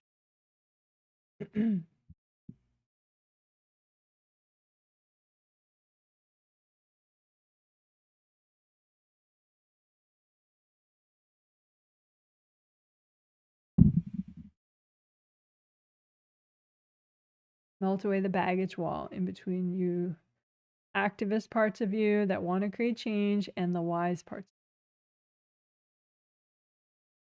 Like sometimes too, people when they're healing themselves, they're clearing too much at once, and then they later, can't function well for like 2 days. So that's when the activist part of them is like, I want to create all this change, but they're not thinking about the wisdom of like timing and healthy and gentle and all that stuff. So you want well-informed activist parts of you, right? So just melt this baggage wall if you have one. If you have any little bit of subconscious baggage or conscious baggage in between these parts. And you can make energy healing presents for the activist parts of you, just to nourish them and make them stronger if you want. So make energy healing presents for the activist parts of you out of universal healing energy. And just say, angels, can you check my presents? And then put them at a respectful distance in front of these activist parts of you that want to create change. And just, see if these parts of you accept their presence. Either way is fine.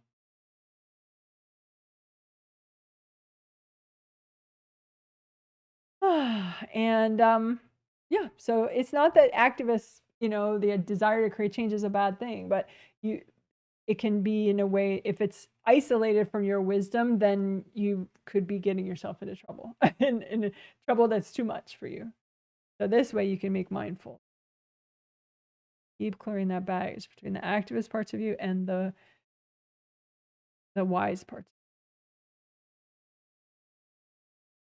All right, good enough for now. So you could, of course, do that more later.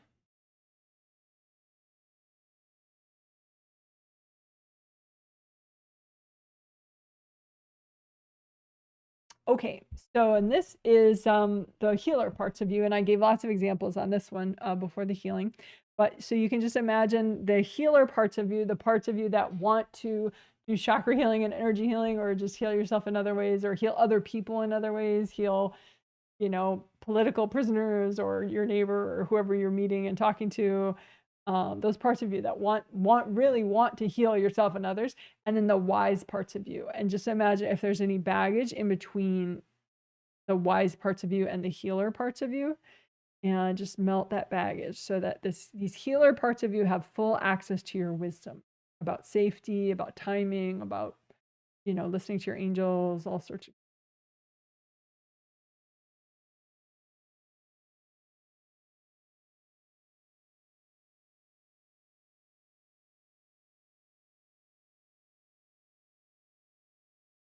Okay, so again, wise parts of you and healer parts of you. And you can do direct healing on these healer parts of you, like a tricolor earth energy soak, red earth energy, bring it up from the core of the earth, orange earth energy, yellow earth energy, soak these parts of you, the healer parts of you in yellow earth energy and gold light. And you can leave up one of those colors if you want, red or orange or yellow earth energy.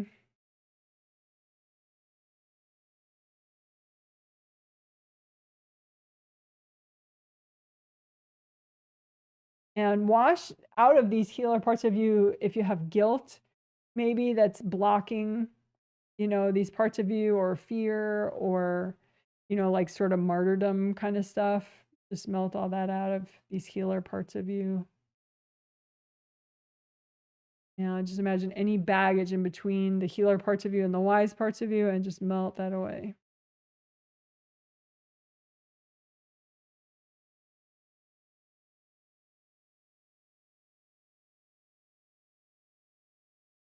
All right, good. So, you know, so that would be something that you could redo over time, especially if you find that, you know, maybe sometimes your decisions to heal like a friend, say, maybe you do it in a way that's a little unsafe for you, or maybe there's just some safety aspect or some clean out aspect that you're forgetting or not doing that would be nice for you to do. So, you know, if you imagine the healer part of you and this wise part of you, and make sure that's a really good, strong communication space, then you can think of these. If you feel like you might be healing a coworker that you feel is, you know, angry with you or doing something you disagree with, and you're maybe healing them without their consent, you know, and in an unsafe way for you. Again, this is what you would do. You just imagine the healer parts of you and the part of you that wants to heal yourself or others, and then the wise parts of you. And just make sure, imagine if there's any communication blocks, you know, maybe they could be invasive beings. You know, so angels can recycle these invasive beings.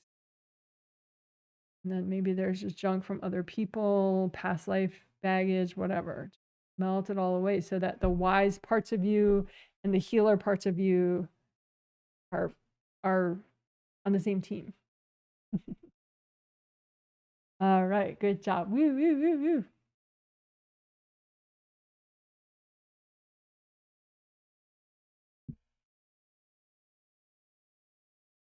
And that covers too, like if you don't know you're healing somebody, or you don't know, you know, as an activist, you're doing, you know, all that I didn't know I was doing it stuff. This works for that. Just, you know, healer part of you, wisdom part of you, or, you know, lover part of you, wisdom part of you.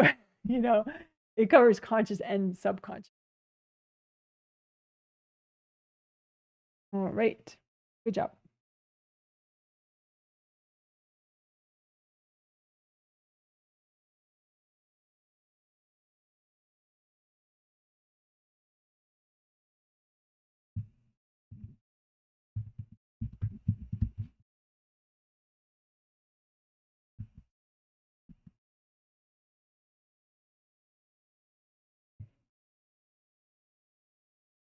So the next thing, so what we had done just now was for the 2 out of 3 of the parts of the theme, hearing angels. Oh, do I want to? No, yeah, I think that's, I want to leave it at that. Okay, fine. So this is just creative inspiration. This part of the healing. We're doing this part of the theme. The one we did before was for hearing angels, because the more you can hear the wise parts of you, the more you can hear your angels, and also stability through self-care. So now this is creative inspiration. Let's do it. So 7th chakra in the top of your head, ideal color is purple for it. 4th chakra in the center of your chest, ideal color for it's green. That's if you use the rainbow color system, you know, red, orange, yellow, green, light blue, deep.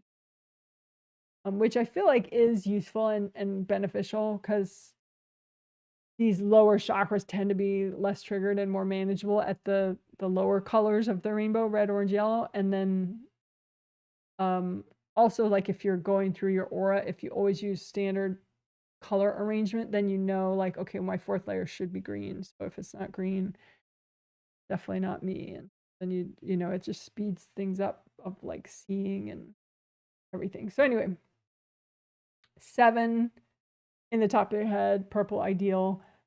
4th in the center of your chest, green, ideal. 1st chakra, base of spine, red, ideal. Courage, safety, abundance, inspiration, enthusiasm, positive thinking, motivation, and creative inspiration is probably most from here, and your creative rings. Confidence also. And I do have a 2-page chakra handout. If you want to email me and say, Janet, can you send me the 2-page chakra handout? It's no charge. It's an email document. It shows each of the major 7 chakras, where they are, ideal color, what they're.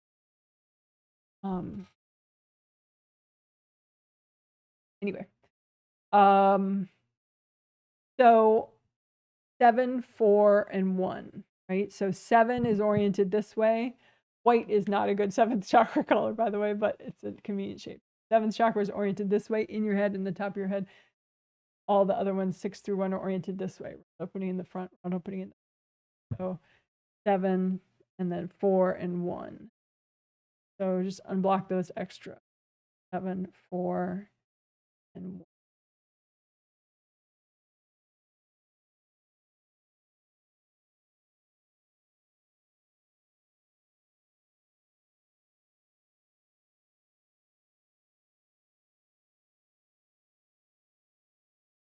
Of course, we've already done chakra repair and unblocking of all the chakras at once. So, you know, that's a good thing. If you need that, you know, go back and do that chakra repair section. Eventually, by tonight, it'll be its own chapter. Easy to find. I also have a short video that's just chakra repair. The short video playlist. Put on my YouTube channel.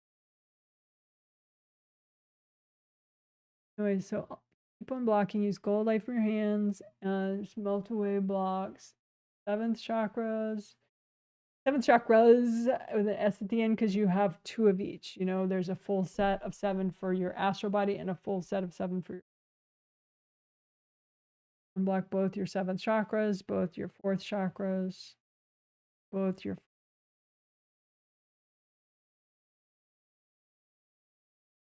7, 4.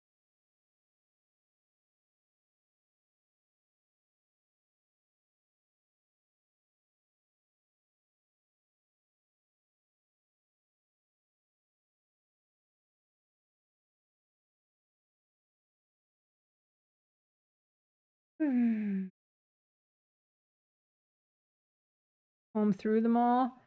Like, you know, you could imagine like this and just comb through the whole, but especially 7, 4, and 1, and just comb through the junk, pull it out to the extent that's healthy and gentle to do right now. And then just melt the junk away. Right, pull out the junk.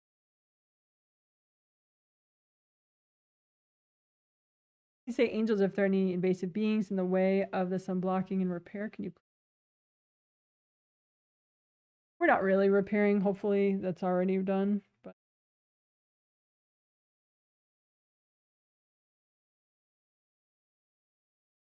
Pull out the junk, healthy and gentle, melt it away or blow it up. Pull out the junk, healthy and gentle.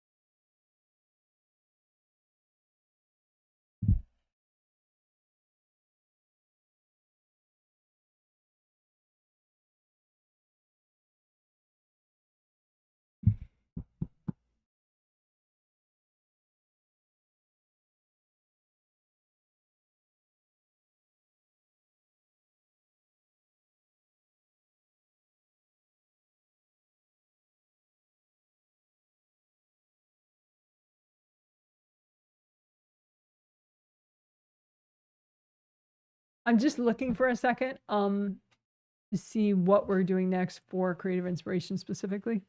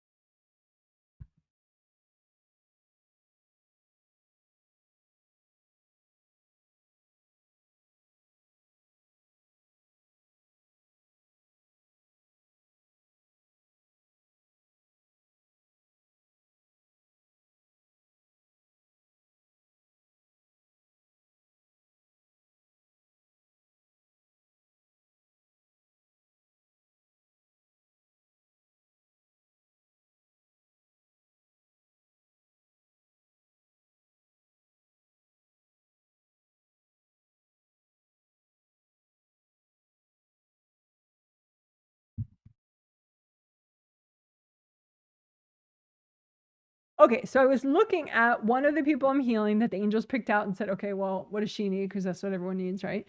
And so the unblocking of 7, 4, and 1 did help her with her creative inspiration, except that now she still has a problem with creative inspiration because it's like she has this big wall of like it looks like if you've ever lived like in an apartment building and then there's like a whole bunch of mailboxes and they're all like in all these rows on a wall. But she has like, you know, there's no locks because it's all her stuff, but it's like, it's just all these little compartments where she puts papers for like ideas, like, oh, I could work on that, or I could do more on this, or I could do more, I could do that. And oh, so and so says this about this idea I have. And so it is become a wall of indecision because she can't decide what to do next. There's just too much. It's just like, wow. So part of with creative inspiration is it's like, oh yes, bum, bum, bum, bum, bum. You know, it's like it's either one thing that you think of and you're like, yes, or it's like a series of like, you know, progression. Like first I'll do this and then I'll do that. And then I'll do this, you know? And so she doesn't have that because it's like all at once. It's like all, you know, and so her mind is just like kind of shuts off consciously. She can't really think of any one thing in particular because of this wall of indecision as well. But you could just imagine it in a different way if you don't like that image, but you can just imagine it that way if you want. So just imagine any baggage that you have that's blocking you from being inspired because there's just, you know, for whatever reason, it could be other people's energy or that you're just like equally valuing everything. So you can't really pick something out, you know, any baggage that causes you to be indecisive and less inspired. But let's just focus on the indecision baggage. So, you know, if you want, imagine as a wall, your wall of your indecision baggage, and then just say, angels, if there are any invasive beings hooked into this stuff, can you please recycle them? And then melt cords from other people going into your wall of indecision baggage. And then you could blow up your wall of indecision. That might be fun. Or just keep melting it away with gold light. Wash everybody out of it. Keep melting it away until it's... a couple deep breaths. Breathe into your toes and your fingers and your spine. And let's do that one more time. We'll melt away your wall of indecision baggage. So imagine your indecision baggage, and if you don't like a wall, just make a bunch of piles representing all your indecision, indecisiveness baggage, whatever you want to think of it. And just the angels, if there are any invasive beings hooked into this junk, can you please recycle them? Then just use lots of gold light. You could bring up red earth energy, soak your indecision wall with red earth energy, and just keep using gold light. Wash everybody out of it. There could be lots of cords to lots of different people. Just melt all that out of the way. Melt the baggage or just blow it up. And if there's anything left over from your wall of indecision, you can just wrap it up in gold light and give it to your angels and say, angels, can you help me with that?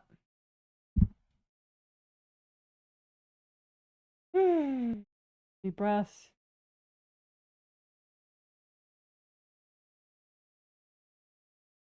All right, good job.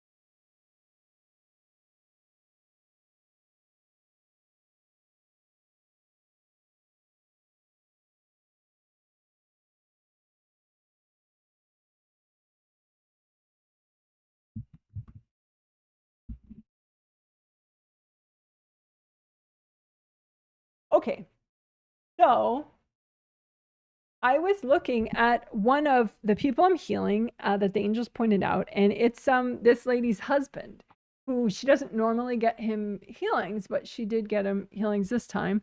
And he would like to have a better relationship with her, but he's kind of like mentally stuck about it. Like he doesn't have creative inspiration about it, even though he would really like that. But what it is he's stuck on certain assumptions. Like, oh, well, she should like this, so I'm going to keep doing this. And this is how I'm going to try to improve our relationship. And it's totally backfiring because she has baggage that gets in the way of that, of her appreciating that. So he keeps doing over and over what she's not going to appreciate and is going to actively trigger her. And even though he really would like to have creative inspiration and think of other ways to connect with his wife and improve their relationship, right? But he's stuck on these assumptions of what women like and what his wife likes, right? So I think that's true possibly for everybody, at least subconsciously, that you have certain assumptions, certain, like you think it's a given, but it's actually not. And so it's sort of, and that can make it hard for you to hear your angels too, because your angels could be suggesting something totally different that you're assuming isn't even possible or wouldn't be relevant or wouldn't work. And so your assumption is blocking you from actually comprehending and hearing what they're saying to you. So you don't have to imagine your assumptions as a wall, but you could if you want, or just, you know, piles. So just imagine piles of, you know, assumption baggage that you have, like consciously or subconsciously, you know, incorrect assumptions that you're, I guess any assumption is incorrect. I don't know. You know, yeah, we could say incorrect assumptions. So any incorrect assumptions that you have, you know, that you're kind of stuck on, just, you know, put those out in front of you and say, angels, if there are any invasive beings hooked into this stuff, can you please recycle them? And then just melt everybody's cords out of your assumption baggage. And then wash your energy out of this assumption baggage, and just, you could blow it all up or just keep melting it with gold light till it's fully gone. Any incorrect assumptions that you're kind of stuck on that's blocking your creative inspiration or blocking you from hearing angels, melt away your assumption. If you have any left over, just wrap it up in lots of gold light and give it to your angels. Angels, can you help me with it?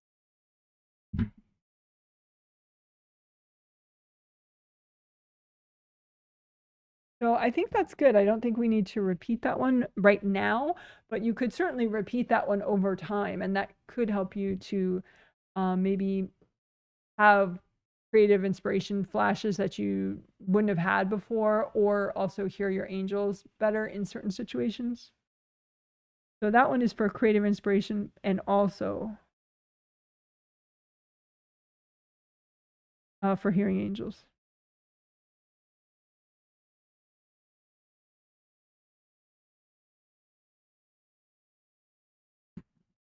All right, good job.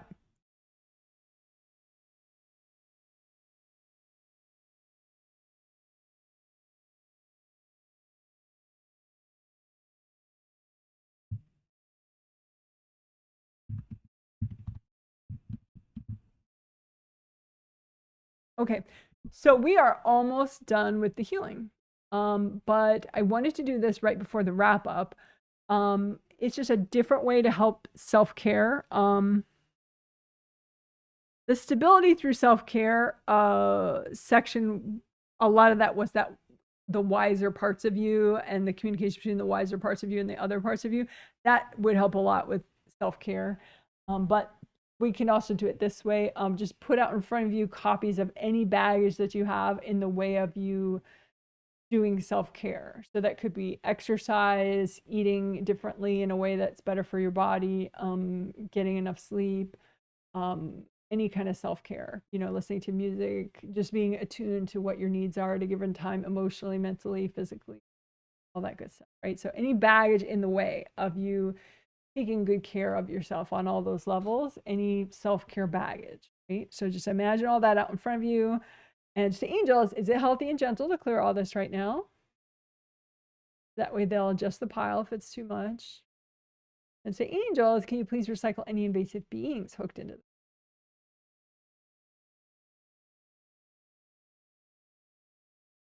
breath, and then you can melt cords going into this baggage from other people. And then melt yourself out of this baggage. Maybe you have a lot of resistance in this baggage. Melt yourself out, and you can blow up the baggage or just keep melting it with gold light from your hands.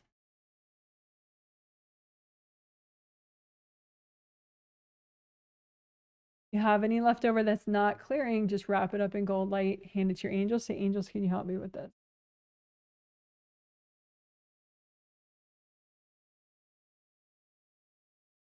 And we'll do that one more time. So put any copies of any baggage that you have, inner baggage that you have, conscious or subconscious, from this life or past lives, doesn't matter. All your self-care baggage, put that out in front of you. The angels, is it healthy and gentle to clear all this right now? Deep breath. And then say, angels, can you please recycle any invasive beings that might be hooked into this junk? And then just wash it out with gold light, melt cords from other people going into these blocks. Again, this is your self-care baggage, anything in the way of you improving your self-care. Melt everybody's cords out, melt your own energy out, and then you could just blow up all that energy or keep melting it fully with the gold light from your hands. If you have any leftovers, just wrap them up in gold light, hand them to your angels. Angels, can you help me with that?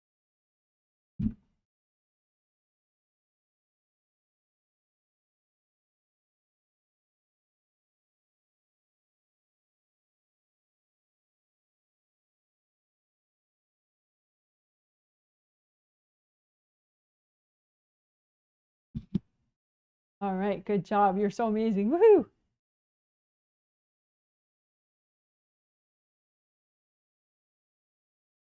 Good job. Woohoo! Right now we will the wrap up section.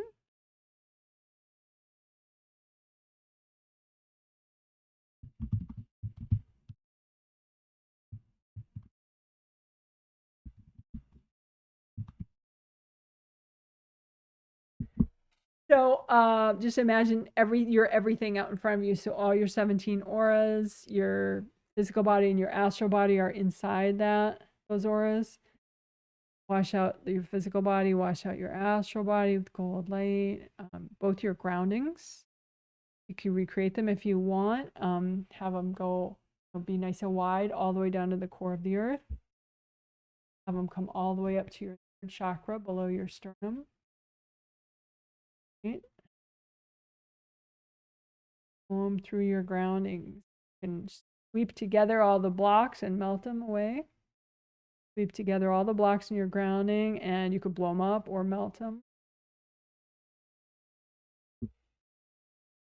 Knee grounding, just make sure all the way down that your grounding doesn't hook into somebody else. Just melt away any attachments into your.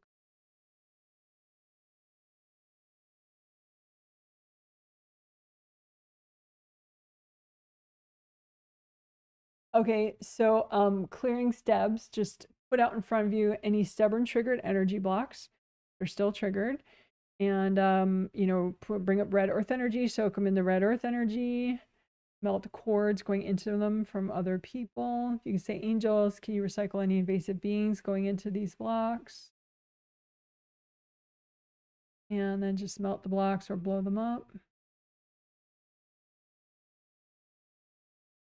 One more time, put out in front of you any STEBs, stubborn triggered energy blocks that are still triggered and haven't cleared yet. And just say, angels, can you recycle any invasive beings hooked into this junk? And then melt cords going into them from other people or from yourself. Wash yourself out of the pile. And you can blow up the blocks or continue to melt them with gold. If you have any left over, wrap them up in gold and give them to your angels. Angels, can you help me with these? Okay, so USP stands for unprocessed stress pots. You don't really have pots in your space, but it's a nice, easy, visual, simple way to represent your ability to handle new stressors and your ability, like that you can only like put off clearing something for so long because you can only handle so much unprocessed stress in your space, right? And as usual, it's easier just to process it and clear it than it is to just let it pile up in your space. So you can just imagine your unprocessed stress pots, however many you have. Maybe you have 20, maybe you have 40, whatever. And just imagine them all out in front of you and see, are they full? Are they overflowing? Are they all empty because you're caught up with processing all your stress? And just use lots of gold light. Melt cords. If anybody's cording these processed stress pots and making it harder for you to process your stress, just melt away their cords. And just melt the contents of these pots so that you are catching up. You don't have any more unprocessed stress. So that then you're ready for whatever happens. Astral or political or social shifts that you might encounter in your day. So just melt away the contents of your unprocessed stress pots so that you're catching up and you're ready for whatever.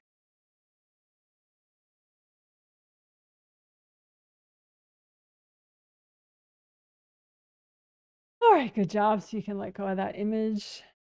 And just, above your head, you can unblock above your head.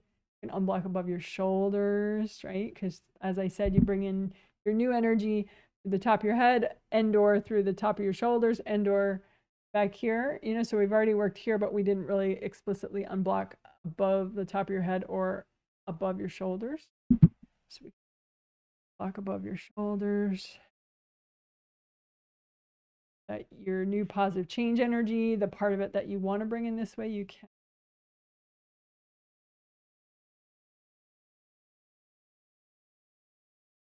And above your head, bring in new positive that way. You may have just junk above the top of your aura. So you can imagine if you have any, like say this is the top of your aura, imagine if you have any piles of junk up there and just melt that all the way with gold. Blow it up.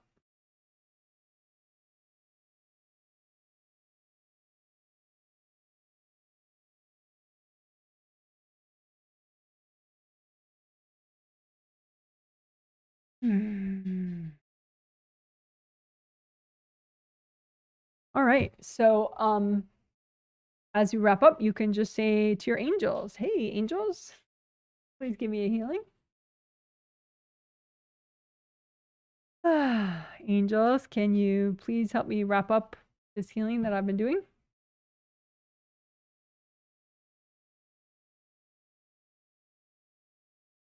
And for the theme, you can ask your angels to help with the theme. Angels, can you help me hear you better? Angels, can you help me with my creative inspiration?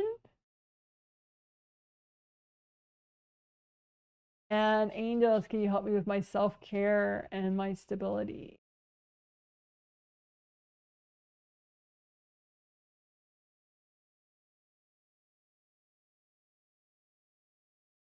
Right. Good job. Good job. Woohoo. That's a healing. You're so amazing. Oh, speaking of the thumbs up there, if you could, if you don't mind, if you could give this live stream a thumbs up, or later if you're watching as a video, could you give it a thumbs up? That does help quite a bit. Okay, so now the healing is done.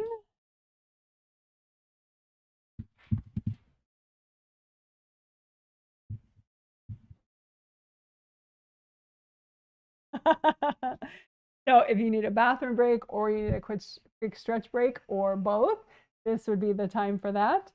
So it would just be like 2 minutes long, probably, maybe 3 minutes long. So let's do that. And then after that, I will look at chat comments, but I will not read your life story. Like, if you're new and you want me to quick glance at your energy, I get that. You know, if I've never read you before, I totally get that. Put your initials, first and last initial, in the comment. But if I've read you before, you know, you could have like self-diagnosis, you know, like, okay, well, this is my issue. This is what I think the issue is, you know, in my energy system. This is what I want to do to fix it, you know, and then I'll double check your self-assessment. So we could, you know, there could be a self-assessment validation, but not like, oh, Janet, I'm hurt, fix me, or I'm hurt, tell me what to do. Yes, you could say, I'm hurt. This is what I think is going on. Like, I think it's chakra damage, or I think it's, you know, in the mornings I'm not grounded enough, or, you know, and this is what I'm going to do to solve that. You know, and then I'll just double check your assessment. Lining up. Okay, so I hope that makes sense. So I'm going to do the bathroom break and then the stretching, and then back for chat comments.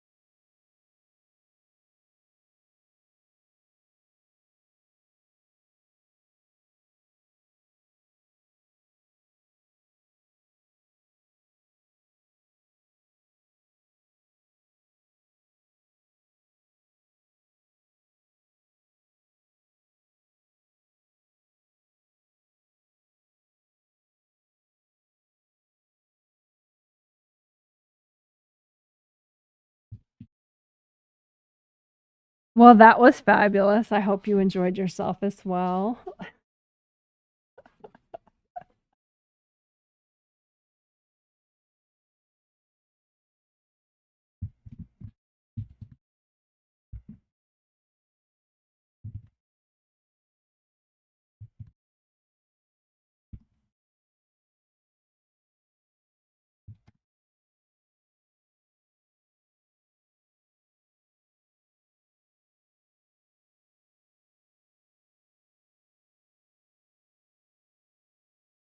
Okay. So I'm going to catch up on comments that I haven't read yet. If I don't get to all the comments, because I'm going to do 30 minutes and then that's it. So if I don't get to all the comments, you could repost the comment in the comment section. And I would get to it when I have time. Oops, wait. There we go. Okay.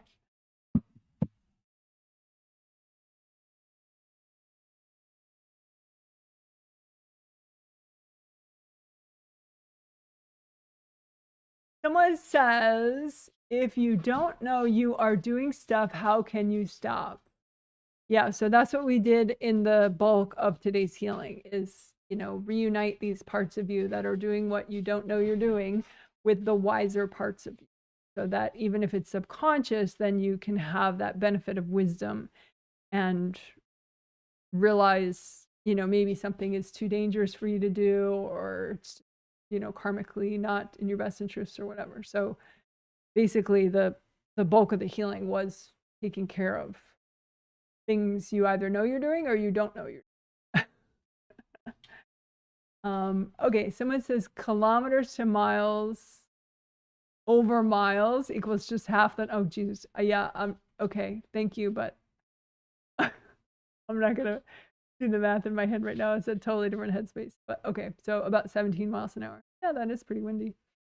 Someone says, oh, that same person as before. If I ask every day, angels, please don't let me heal anyone, whack anyone, record anyone. Will that work? Yeah. Clear your baggage rather than ask your angels to diaper you every day.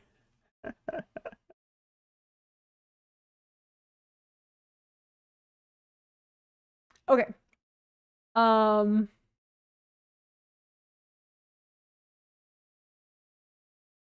Yeah, I think I mean it's different on a case by case basis, but for you personally, I think you're just avoiding clearing baggage, which is not one.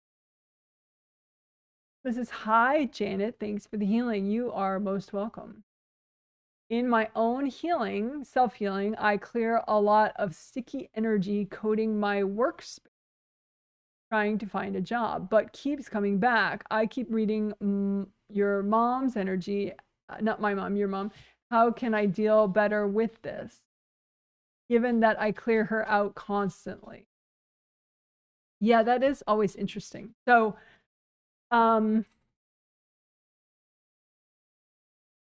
I think, you know, like what I was talking about in the intro, you know, before the healing, I discussed a lot of different things. And at one point I talked about how being able to think about cause and effect. Okay, so, okay, sure, your mom is just invasive in general, you know, like, I mean, she's not the most invasive mom, but, you know, she gets triggered a lot and she tends to not clear her triggers. So then she becomes very, you know, extrovert. She jumps into people's space. Invasive extrovert. Invasive extrovert. But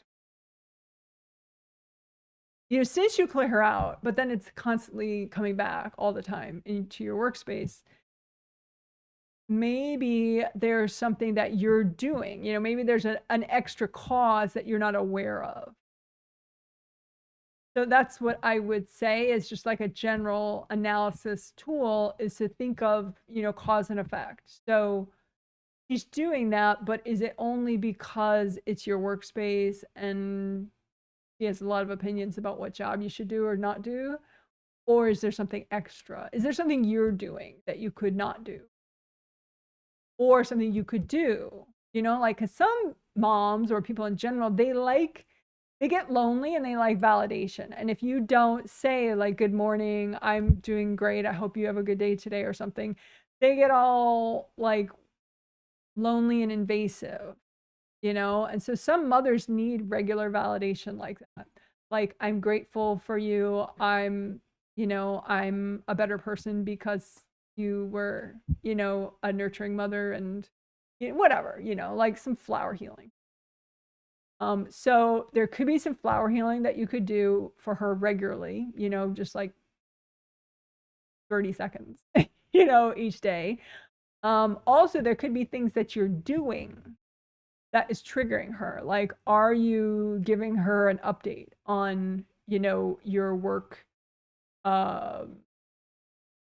situation that is triggering her, and you don't really have to tell her? You know, like, are you informing her on a telepathic, maybe subconscious level of things that's more than she really needs to know, or that is wise for you to say to her?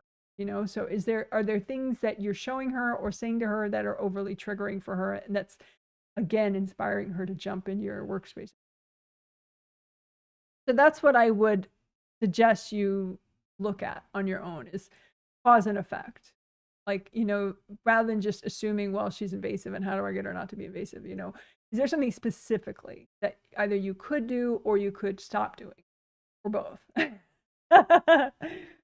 So I hope that makes sense, because that's the ideal, is to, you know, through your action, or you know, through your mindful action, you know, creating change that way. I hope that makes sense. Someone says, Janet, this was one of the first videos I saw years ago. How things come full circle. Thank you. I'm still lurking. Well, welcome. Lurkers are most welcome. You're not really lurking though if you comment. But you can be, maybe you just mean that you're lurking because you're not purchasing a healing, so I'm not healing you, but that, I don't consider that lurking for me. I have a lot of people, or they'll purchase sometimes and not others, you know.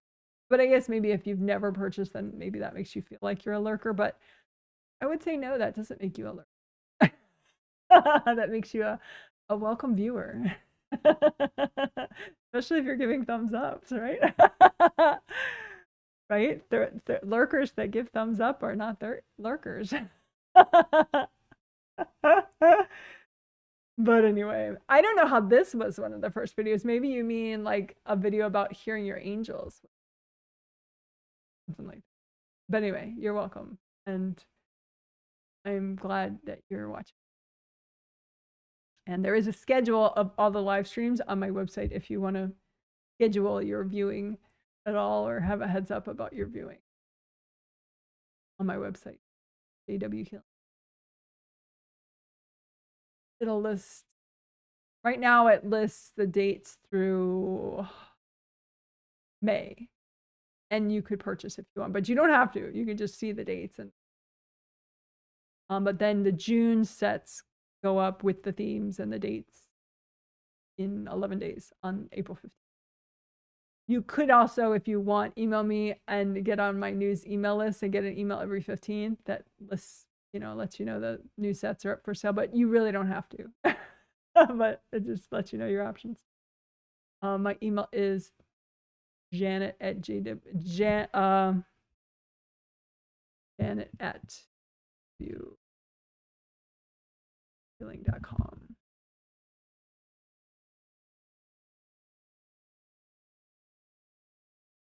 All right. My website is JW Healing. Okie doke. So welcome, lurkers and non-lurkers. I do like that word though. Appreciate the description of how astrology affects you when you heal. I have such a bias towards it because my mom uses it as a control mechanism, but I'm also intrigued, especially astrology memes. LOL. Yeah.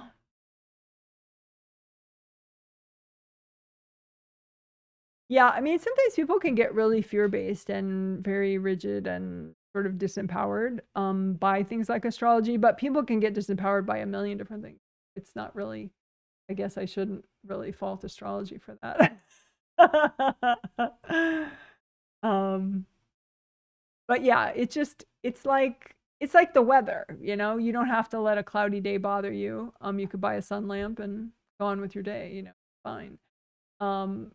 Astrology is kind of like that, except I think if you do your 5 essentials, or you know when to do them if you need them, then it's even, astrology can play an even smaller part, you know, in your day. just because, you know, it's the people that are walking around with like a ton of aura damage and they're not grounded, you know, then a shift in the earth is really huge for them, you know. Whoa! But if they were actually grounded and they prepared their chakras and, you know, centered a little bit, then it wouldn't have that effect on them. And so, you know, then they could just do astrology as a nice extra if they wanted to.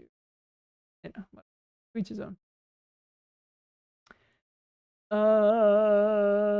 Someone says celebration emojis. Thank you. Someone says, why don't we include working 5th chakra for creative inspiration? You could. I just felt like when I was looking at the sample people, the 4th chakra was more relevant. 5th is like 5th is inner voice and communication with others. So hearing angels, hearing other people, peace of mind, inner voice, reflecting, you know, hearing your own thoughts.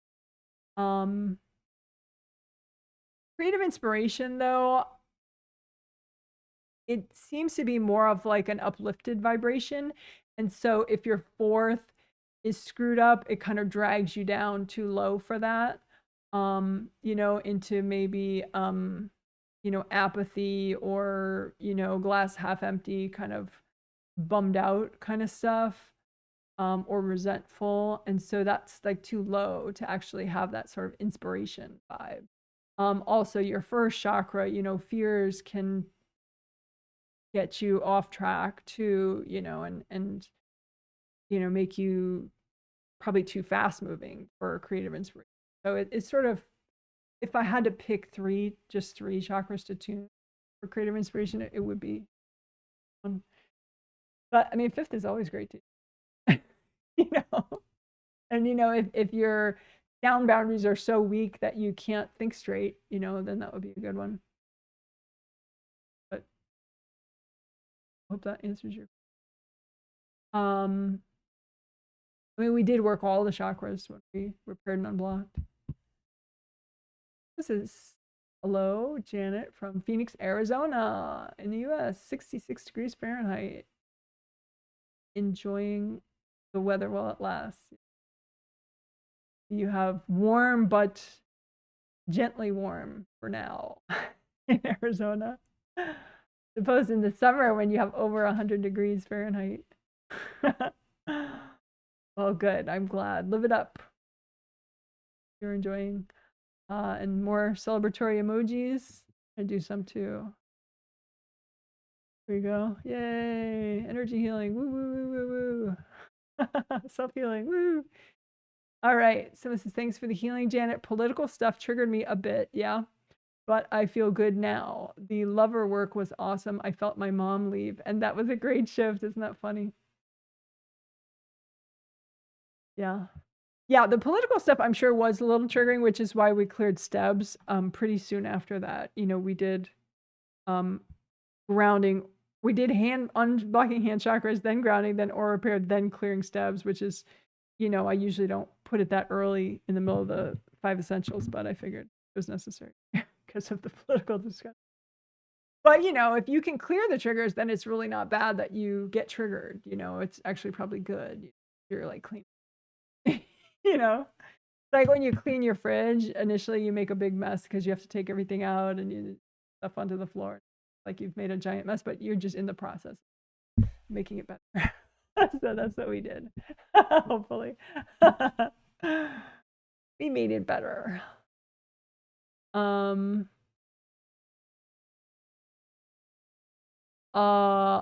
been having some major tension discomfort in my shoulders. My self-assessment is that I'm bringing in so much right now and now noticing some huge junk behind my neck, shoulders that I need to work more. Also the start of manifestation wings more and Wei Chi Ors. How did I do? Okay, so you're saying your self-assessment, your issue is tension and discomfort in your shoulders. I don't think bringing in so much energy would cause the discomfort. It's just being blocked. And then you're trying to bring in so much causes, that's like same up here. If you're trying to bring in a lot of new energy through the top of your head, but you have a lot of blocks here that can make you feel like sort of like oriented or that you need to take a nap. So I would half agree with you, but maybe it's just that you sort of assume that that's what you meant. You assume that I knew that's what about yeah, I mean, I think when you get more into an area, then you do feel the blocks that are already there more. So yeah, I think what you're saying is you're assessing that it's existing blocks that have been there that you're just feeling more, or existing blocks that are now in the way of you bringing in the new energy. And yeah, I would say that is accurate. So it's not new damage, it's pre-existing.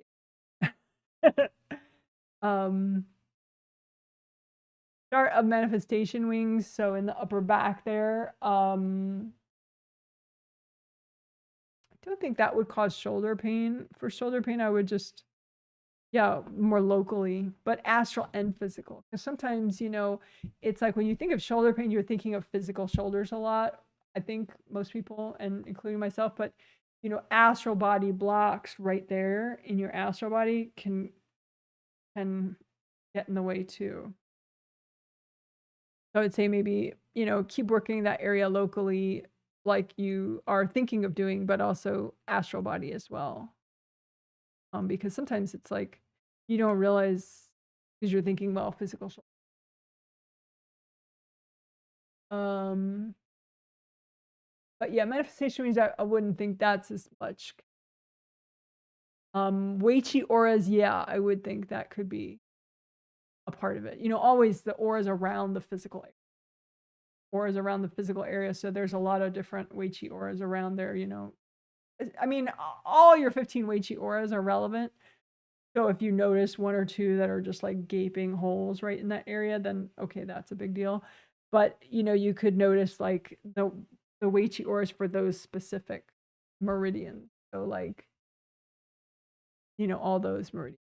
So like the midline one is GV, so GV meridian, Weichi aura. The yellow lines are the UB meridian, so urinary bladder meridian, Weichi aura.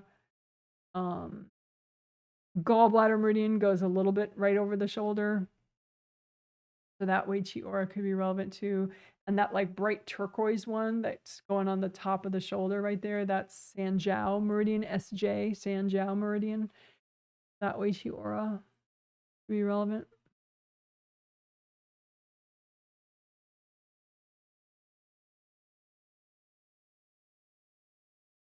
Extra relevant, I guess. Those 1, 2, 3, 4. Also, small intestine meridian, Weichi aura, because that's the that's that awesome, gorgeous, zigzaggy one that I'm so in love with. The brown one right there, that zigzags in the back of the shoulders there. That's the small intestine meridian, Weichi aura. So that one too, especially. Okay.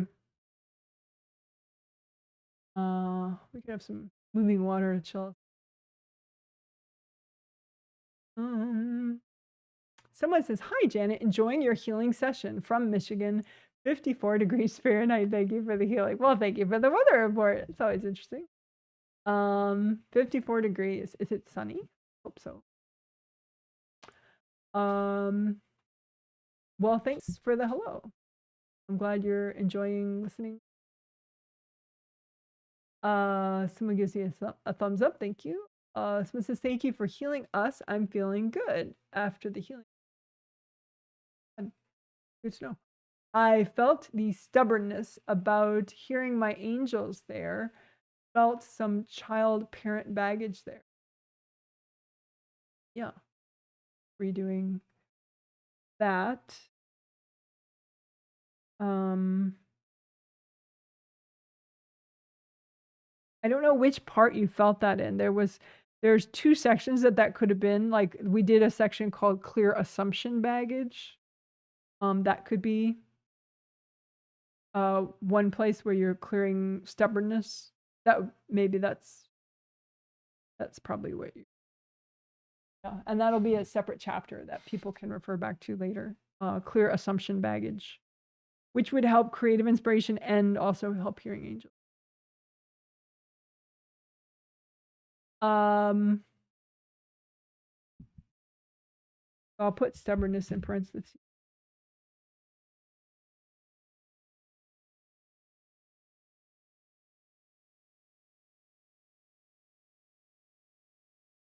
Okay. I'm glad it helped. Someone says, thank you for the healing, Janet. Lots of clutter being cleaned out of my space. Oh, good. Someone mentions their initials.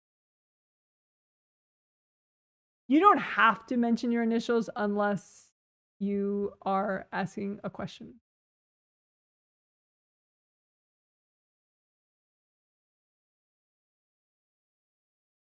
Someone says, I'll clear some of that later. Interested in how my hubby did. He was a sample person, actually, for the assumptions section.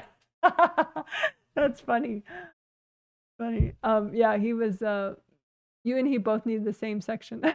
I do too, though. Everyone, it's a good one for everyone. Clear assumptions. But he did well. He gives me like a high, 2 high fives. So he liked it.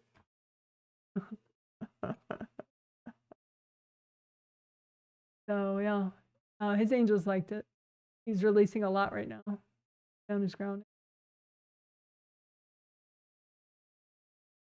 Someone says, when I communicate with angels or people, my messages may get stuck inside and I hear them reverberating in my mind. I don't think that's what's happening. I read that as blocks in what I send out and in my 5th layer. Is that accurate? You're saying I felt pretty decent before the healing and now it's like a cherry on top. My body feels super relaxed and I'm resting on the cloud. Thank you very much. Welcome. So to get back to your observation, so you did your own self-assessment. Thank you. You're saying when you communicate with angels or people, your messages may get stuck inside and I hear them reverberating in my mind. Yeah, that's not a thing. That's like this other person I mentioned in the discussion before the healing. They thought that just thinking about their neighbor, like the thought that they're thinking about their neighbor made them get damage back here, which isn't the case. It's that when they think about their neighbor, they're subconsciously whacking their neighbor. And then instantaneously, it happens so fast, the neighbor whacks back, and that's how they get the damage. So the cause is as they consciously think of their neighbor and they're kind of like mentally rolling their eyes at what she does, they're also whacking that neighbor. And so then the neighbor whacks back. So the cause and effect with you, okay, so you're thinking of, you're sending some message to people, but then you hear it over and over in your head. That's just a couple beings playing weird games with you. That's not like, because your communication, it's not like a ball that then stays in your space and bounces around you. It's not like, that's not how telepathy works. So yeah, it's just a being that is plugged into your telepathy, your thoughts. So it could be cording your telepathic mesh in the front. Your telepathic mesh could be damaged. It's an old, nice mesh force field right there in front of your 5th layer, or they're just hanging out in your aura somewhere in your 5th layer, or corded to an energy block that you have in your 5th layer. And they're just, playing little games with you, distract you. So yeah. So it's good that you did self-assessment, and but yeah, I would say as beings, not that a communication is reverberating within you for real. Hope that makes sense. Someone says, hi, Janet. Thank you for the healing. You are welcome. I've been very sick with my illness lately, and I have struggled a lot. My kids have been wild and have been courting me, and I see working on 7th. Oh, you're doing a self-assessment. You go, girl. I'm so proud. Let's see if you finished that thought. Nope. Okay, so you're saying that your self-assessment well, you've been sick with you have a chronic illness that's been particularly flared up lately, and your kids have been on the wild side of things and supporting you. So you're deciding that your solution is to work on your 7th chakra. So, okay, so the idea with 7th chakra is, you know, authority, like being in charge of yourself, being empowered, confidence, you know, and so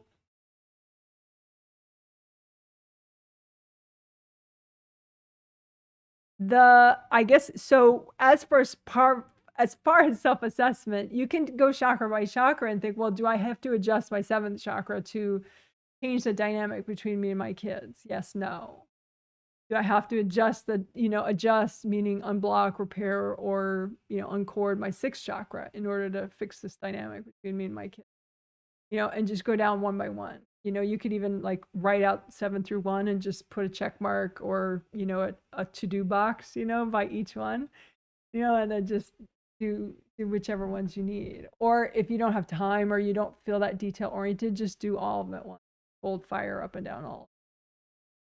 Or sticky gold wax for all of them, and then, drag out the junk, give it to your angels.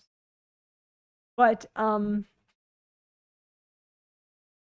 think sometimes it could definitely be a 7th chakra thing. I just don't think it is this time. I think it used to be, and now since you've worked on that, it's not so much of a 7th chakra problem anymore.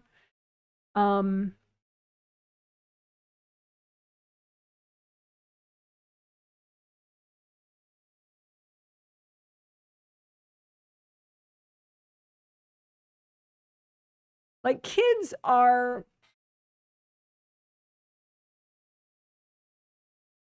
I would look at it like, okay, are they receiving energy from somewhere that is revving them up, or are they not receiving what they need and that's revving them up? So is it like stuff that's getting to them that shouldn't be getting to them that's revving them up, or they're not getting, like, because they should be getting a red earth energy and a 1st chakra cord through your 1st chakra and through their dad's 1st chakra, because in this case they have a dad.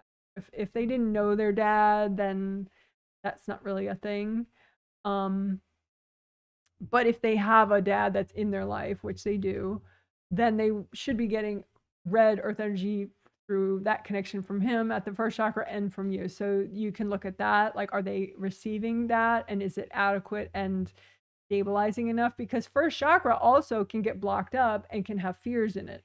So if yours is too blocked, you could actually be sending them fear in addition to the earth energy, or just not enough earth energy. So that's something that you could kind of look at. I mean, you can't really heal your husband's 1st chakra connection to them, but you could certainly look at if it's, are they getting enough earth energy? Are they getting fear with it, or just the nice comforting earth energy, and some of his comforting 1st chakra energy, or not? Because your kids are young. That's why I'm saying that. For those of you that don't know, if your kids are like 12 or older, then 1st chakra cords probably would not be appropriate. Then you want no cord between you and your. But if they're 12 or under, some precocious kids, it's only 11 and under. Depends on the kid, but so that's the idea. So are your kids getting, enough stabilizing earth energy through the 1st chakra cord with you? I don't think so. Are they getting some fears through that cord with you? Yes, I think so. Because that 1st chakra cord, that's a major thing that's influencing them from both parents. So then, if they're getting not enough comforting earth energy and they're getting some fears through your 1st chakra connection to them, then maybe just work on your 1st chakra for, because like you said, your illness is flaring up. That could be very triggering. And so it's hard for you to feel safe. So then they're receiving some of that and flipping out. Because they're not receiving the stability part, they're receiving the fear part, right? So you don't have to feel guilty about that. I mean, they chose you in this lifetime, and angels would have known, like, any major issues that you are going to have, including this health stuff. So they purposefully picked you, you know, and angels that know best and knew what was going to happen picked you to be their parent. So you don't have to feel like, you know, oh, how tragic that my illness is affecting them. It's what they signed up for. But obviously, you know, you want to help them to be healthy and stable, and you want yourself to have kids that are chilled out, you know. So, you know, it's something you can work on. Just don't beat yourself up about it.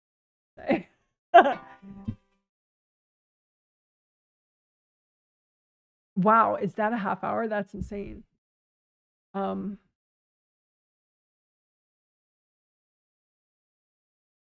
So, and if you feel like the first chakra energy from your husband isn't right going to them, then just ask the angels to give your husband extra healings to his first chakra and in general, so that the energy they're getting from him can be adjusted. But that's actually what I would say is probably the primary thing.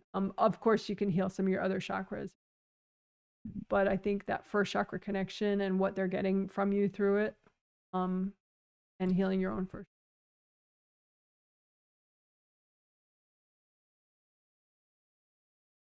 So thank you for your self-assessment. And I think you're on the right track thinking of, you know, what within you could change to positively affect this. Good job.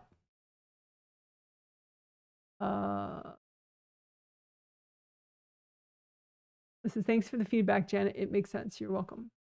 Someone says,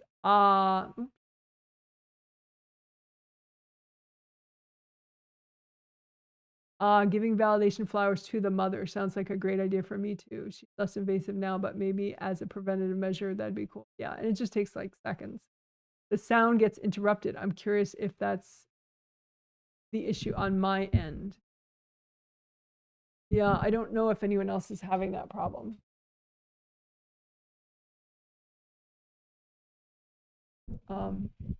People can let me know if they. I don't see people mentioning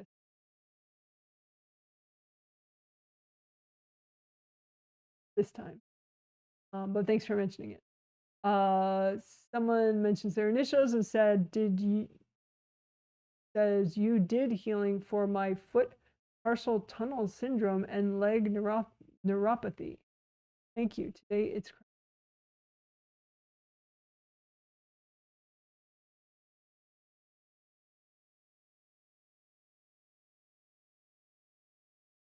I'm a little confused if you're saying I did it today and just the regular healing helped that issue that you're mentioning, or what?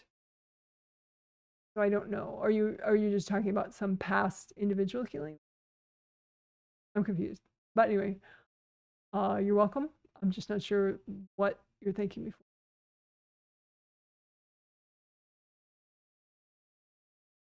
before. But you do have a lot of I don't know, you can give your own foot an energy healing.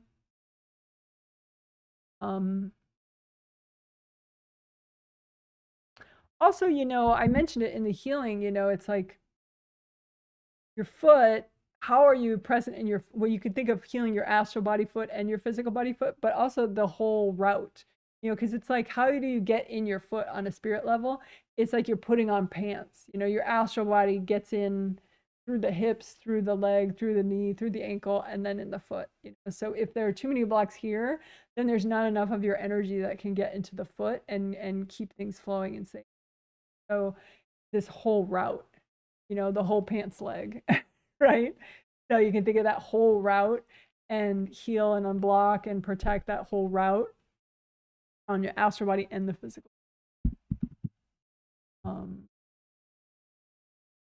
This is, hi, Janet. I believed I received my healing today. Yes, you did. How did I do? I've been feeling ungrounded for a while. It feels like a whirlwind of beings has access to.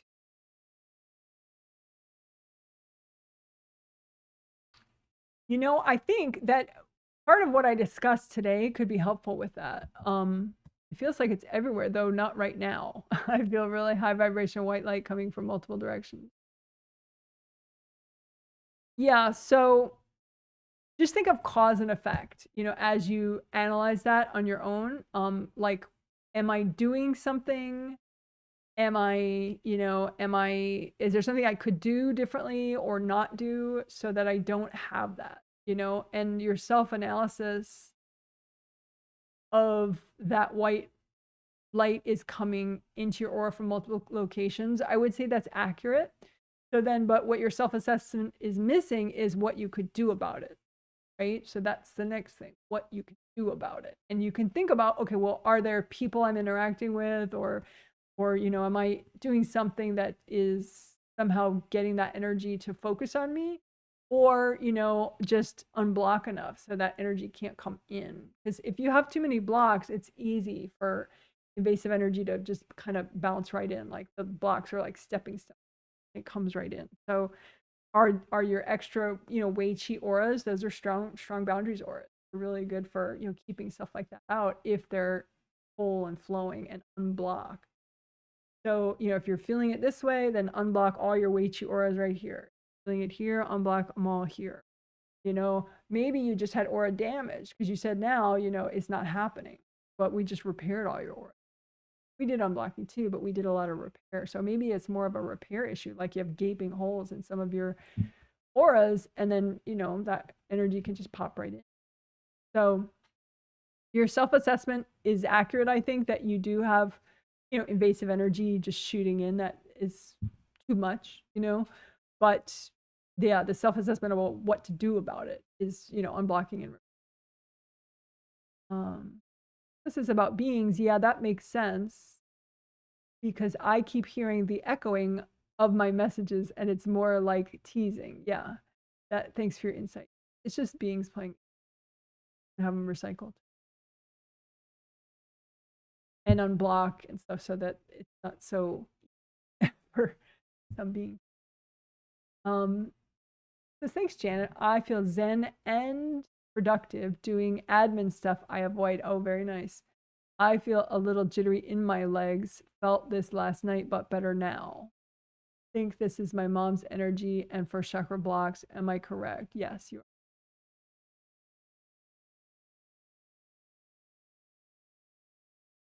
But I think with you, what I told that other person too is, it's like, it's a whole like pants leg idea. So unblock your, your biker shorts area, that whole area, and then the legs so that you can, you really can fit your astral body fully in each limb, and you don't, because the more blocks there are, it's like, then it's only a part of you that's all the way down here.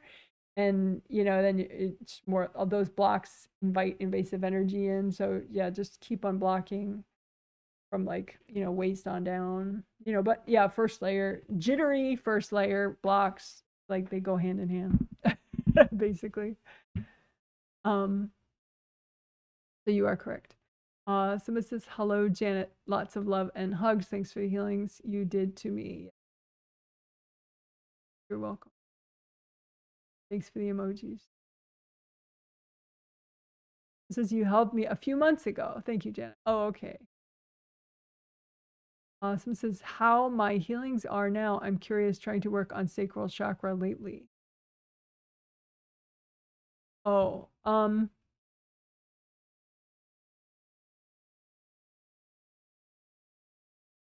sacral chakra, it's funny because I always go by numbers. So when someone says like, sacral chakra, it's like, I have to like look it up. So if you're talking about like second chakra, or first chakra, maybe it would be first chakra because your sacrum is so low. So maybe you mean first chakra. I think you have some damage that's not repairing fully because you have some invasive energy there too. So maybe you do like a couple, ask the angels to recycle any invasive beings that are in the way of your root. And then just keep working on just repairing your first chakra astral first chakra and your first chakra physical body. I think the issue is with both of them. So just, you could use sticky gold wax too and just have it stick to any invasive beings or people or cords or hard objects and just yank all that junk out. Angels, here you go. And then, you know, have that intention healthy and gentle, but, you know, sticky gold axes, you got to clean it out enough so that the gold light makes enough contact so that it repairs all the damage. You're not fully repairing. But you're on the right track. I mean, it's better than it used to be. This is that made sense about not blocking the route to my foot. Oh, good. Thank you. You're welcome. All right. So fine. Yay. Woo. So, you guys are awesome. Yay for self-healing and energy healing. Let's see.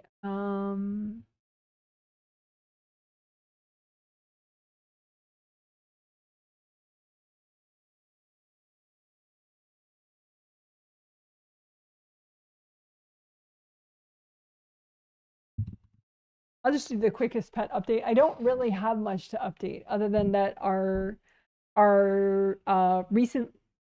recently adopted cat, Boo Boo Kitty, she really likes, we got her these catnip toys. I was going to show one, but I don't have it handy. But she really likes them, and they're like all chewed up and stuff. So I ordered her a whole bunch more of them. So it's like, there's one that's like a banana filled with catnip, and there's one that's like a little bug with like crinkly wings that's filled with catnip, and so that's pretty cute. I don't see her playing with them, but Lorenzo does, because he stays up late and she does too. He gets to see her playing with stuff while I'm asleep, which is fine. I don't mind. But anyway, so that's her latest thing, I guess. So everything's pretty fine, pretty low drama with the pets these days. Thank goodness. But happy spring, everybody. I haven't let's see. Garden update is just that I haven't done anything at all outside, really, pretty much. But oddly enough, the kale from last year, that was like, by the end of last season, it was so sad. The slugs like just devoured all the kale that I had planted. Like for the last, like, I want to say 2 months of the growing season, it was just like pointless. There was like no kale for us all, at least. Because like the slugs were so bad. It was even probably longer than that, because we had a couple rains during the summer that we normally don't have. And so the slug population, I mean, it's just like it got insane. So we had no good kale for like, or hardly any. But now for some reason the slugs haven't repopulated enough yet. So all the kale like is just living its best life and having just glorious, you know, it's like all these amazing kale leaves in our garden. It's like really wild. But you know, it's just gonna take like one deer to come by and eat half of it in a night, you know, or something. But like right now, it's really fabulous. So that's I have to finish. I pretty much have ordered or have already most of the seeds that I need, but I have a feeling there's like one or two things I still need, but I have to go through it all.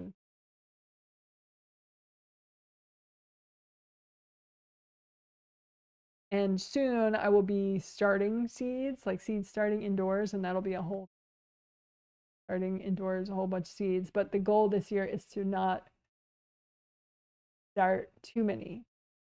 Because what I end up doing, like last year, I was like, well, I'll just start a whole bunch of plants and then I'll only keep the best ones. I don't do that. I end up feeling like each one is my baby and that I can't kill any of them. So then I have like 4 times as many seedlings that I need, at least 4 times as many seedlings than I really need. And then it's like, it's very sort of, it's just too much to handle, even think about. So, so I'm gonna try to just pare down everything, numerically speaking, this year. So we'll see. But not quite yet. I have to finish my taxes first before I start planting seeds indoors. Outdoor seed starting, I don't really do much of because slugs are such a big deal here. I do a little bit of it, but the stuff that I would start outdoors. I wouldn't start anything outdoors right now just because it's still raining, so we still have a lot of slugs. So anything I start outdoors would just away by. So anyway, gotta finish taxes first and finish my seed ordering. I gotta start planting seeds, which is a lot of work, but it's kind of. Anyway, so that's the garden update. That's the update. Nothing's happening. Someone says, Janet. Happy spring to you, Janet. Thank you. Happy spring to you, Janet. Thank you. With a broccoli emoji and a flower bouquet emoji. Someone says, Janet, are you in Portland? My parents live in West Lynn. No, I'm not in Portland. I'm in Olympia, Washington state, which is the same, similar weather to Portland, although a little bit less extreme. Like sometimes they'll get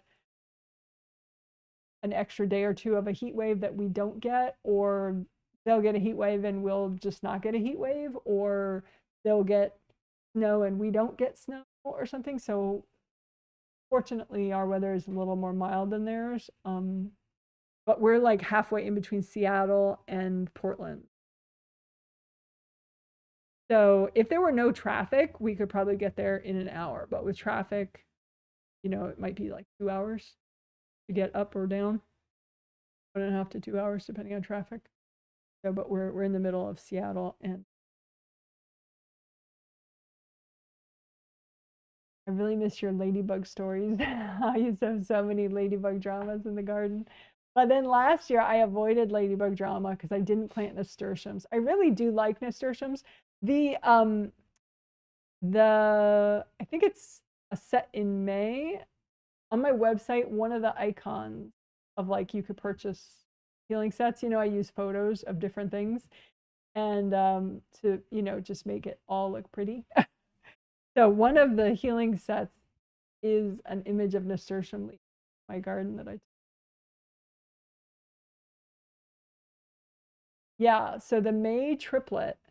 You can even see ladybugs there, see? So you can get your ladybug dose. If you go to my website, jwhealing.com, the image that I use, the thumbnail image that I use for the May triplet set, if you double click on it, you can see it in large, right? And it shows ladybugs, it shows nasturtium leaves, and you can like zoom around, move your mouse around to see it like bigger. Really cute. But you can even see, I think you can see a black bean aphid on there, or no, I think it's just all healthy. But the reason I got the ladybugs was because we had a really bad aphid problem, black bean aphid, and they really liked the nasturtiums, and they bred too much on the nasturtiums, and that's why we had this like giant outbreak of, and that it even affected a lot of nearby plants, all the black bean aphids. So I didn't have nasturtiums in my garden last, and that's why I didn't have an aphid problem, which is why I didn't have to get more ladybugs. So, but yes, I love ladybugs too. I saw a ladybug on the screen of our door, and I took a photo of it because it was like the first ladybug that I had seen this year. And so I was like, oh, first ladybug of the year, let me take a photo. But yeah, I had, for those of you that don't know, I had purchased like supposedly thousands of ladybugs 2 years ago, because we had this big outbreak of black bean aphids and it was destroying.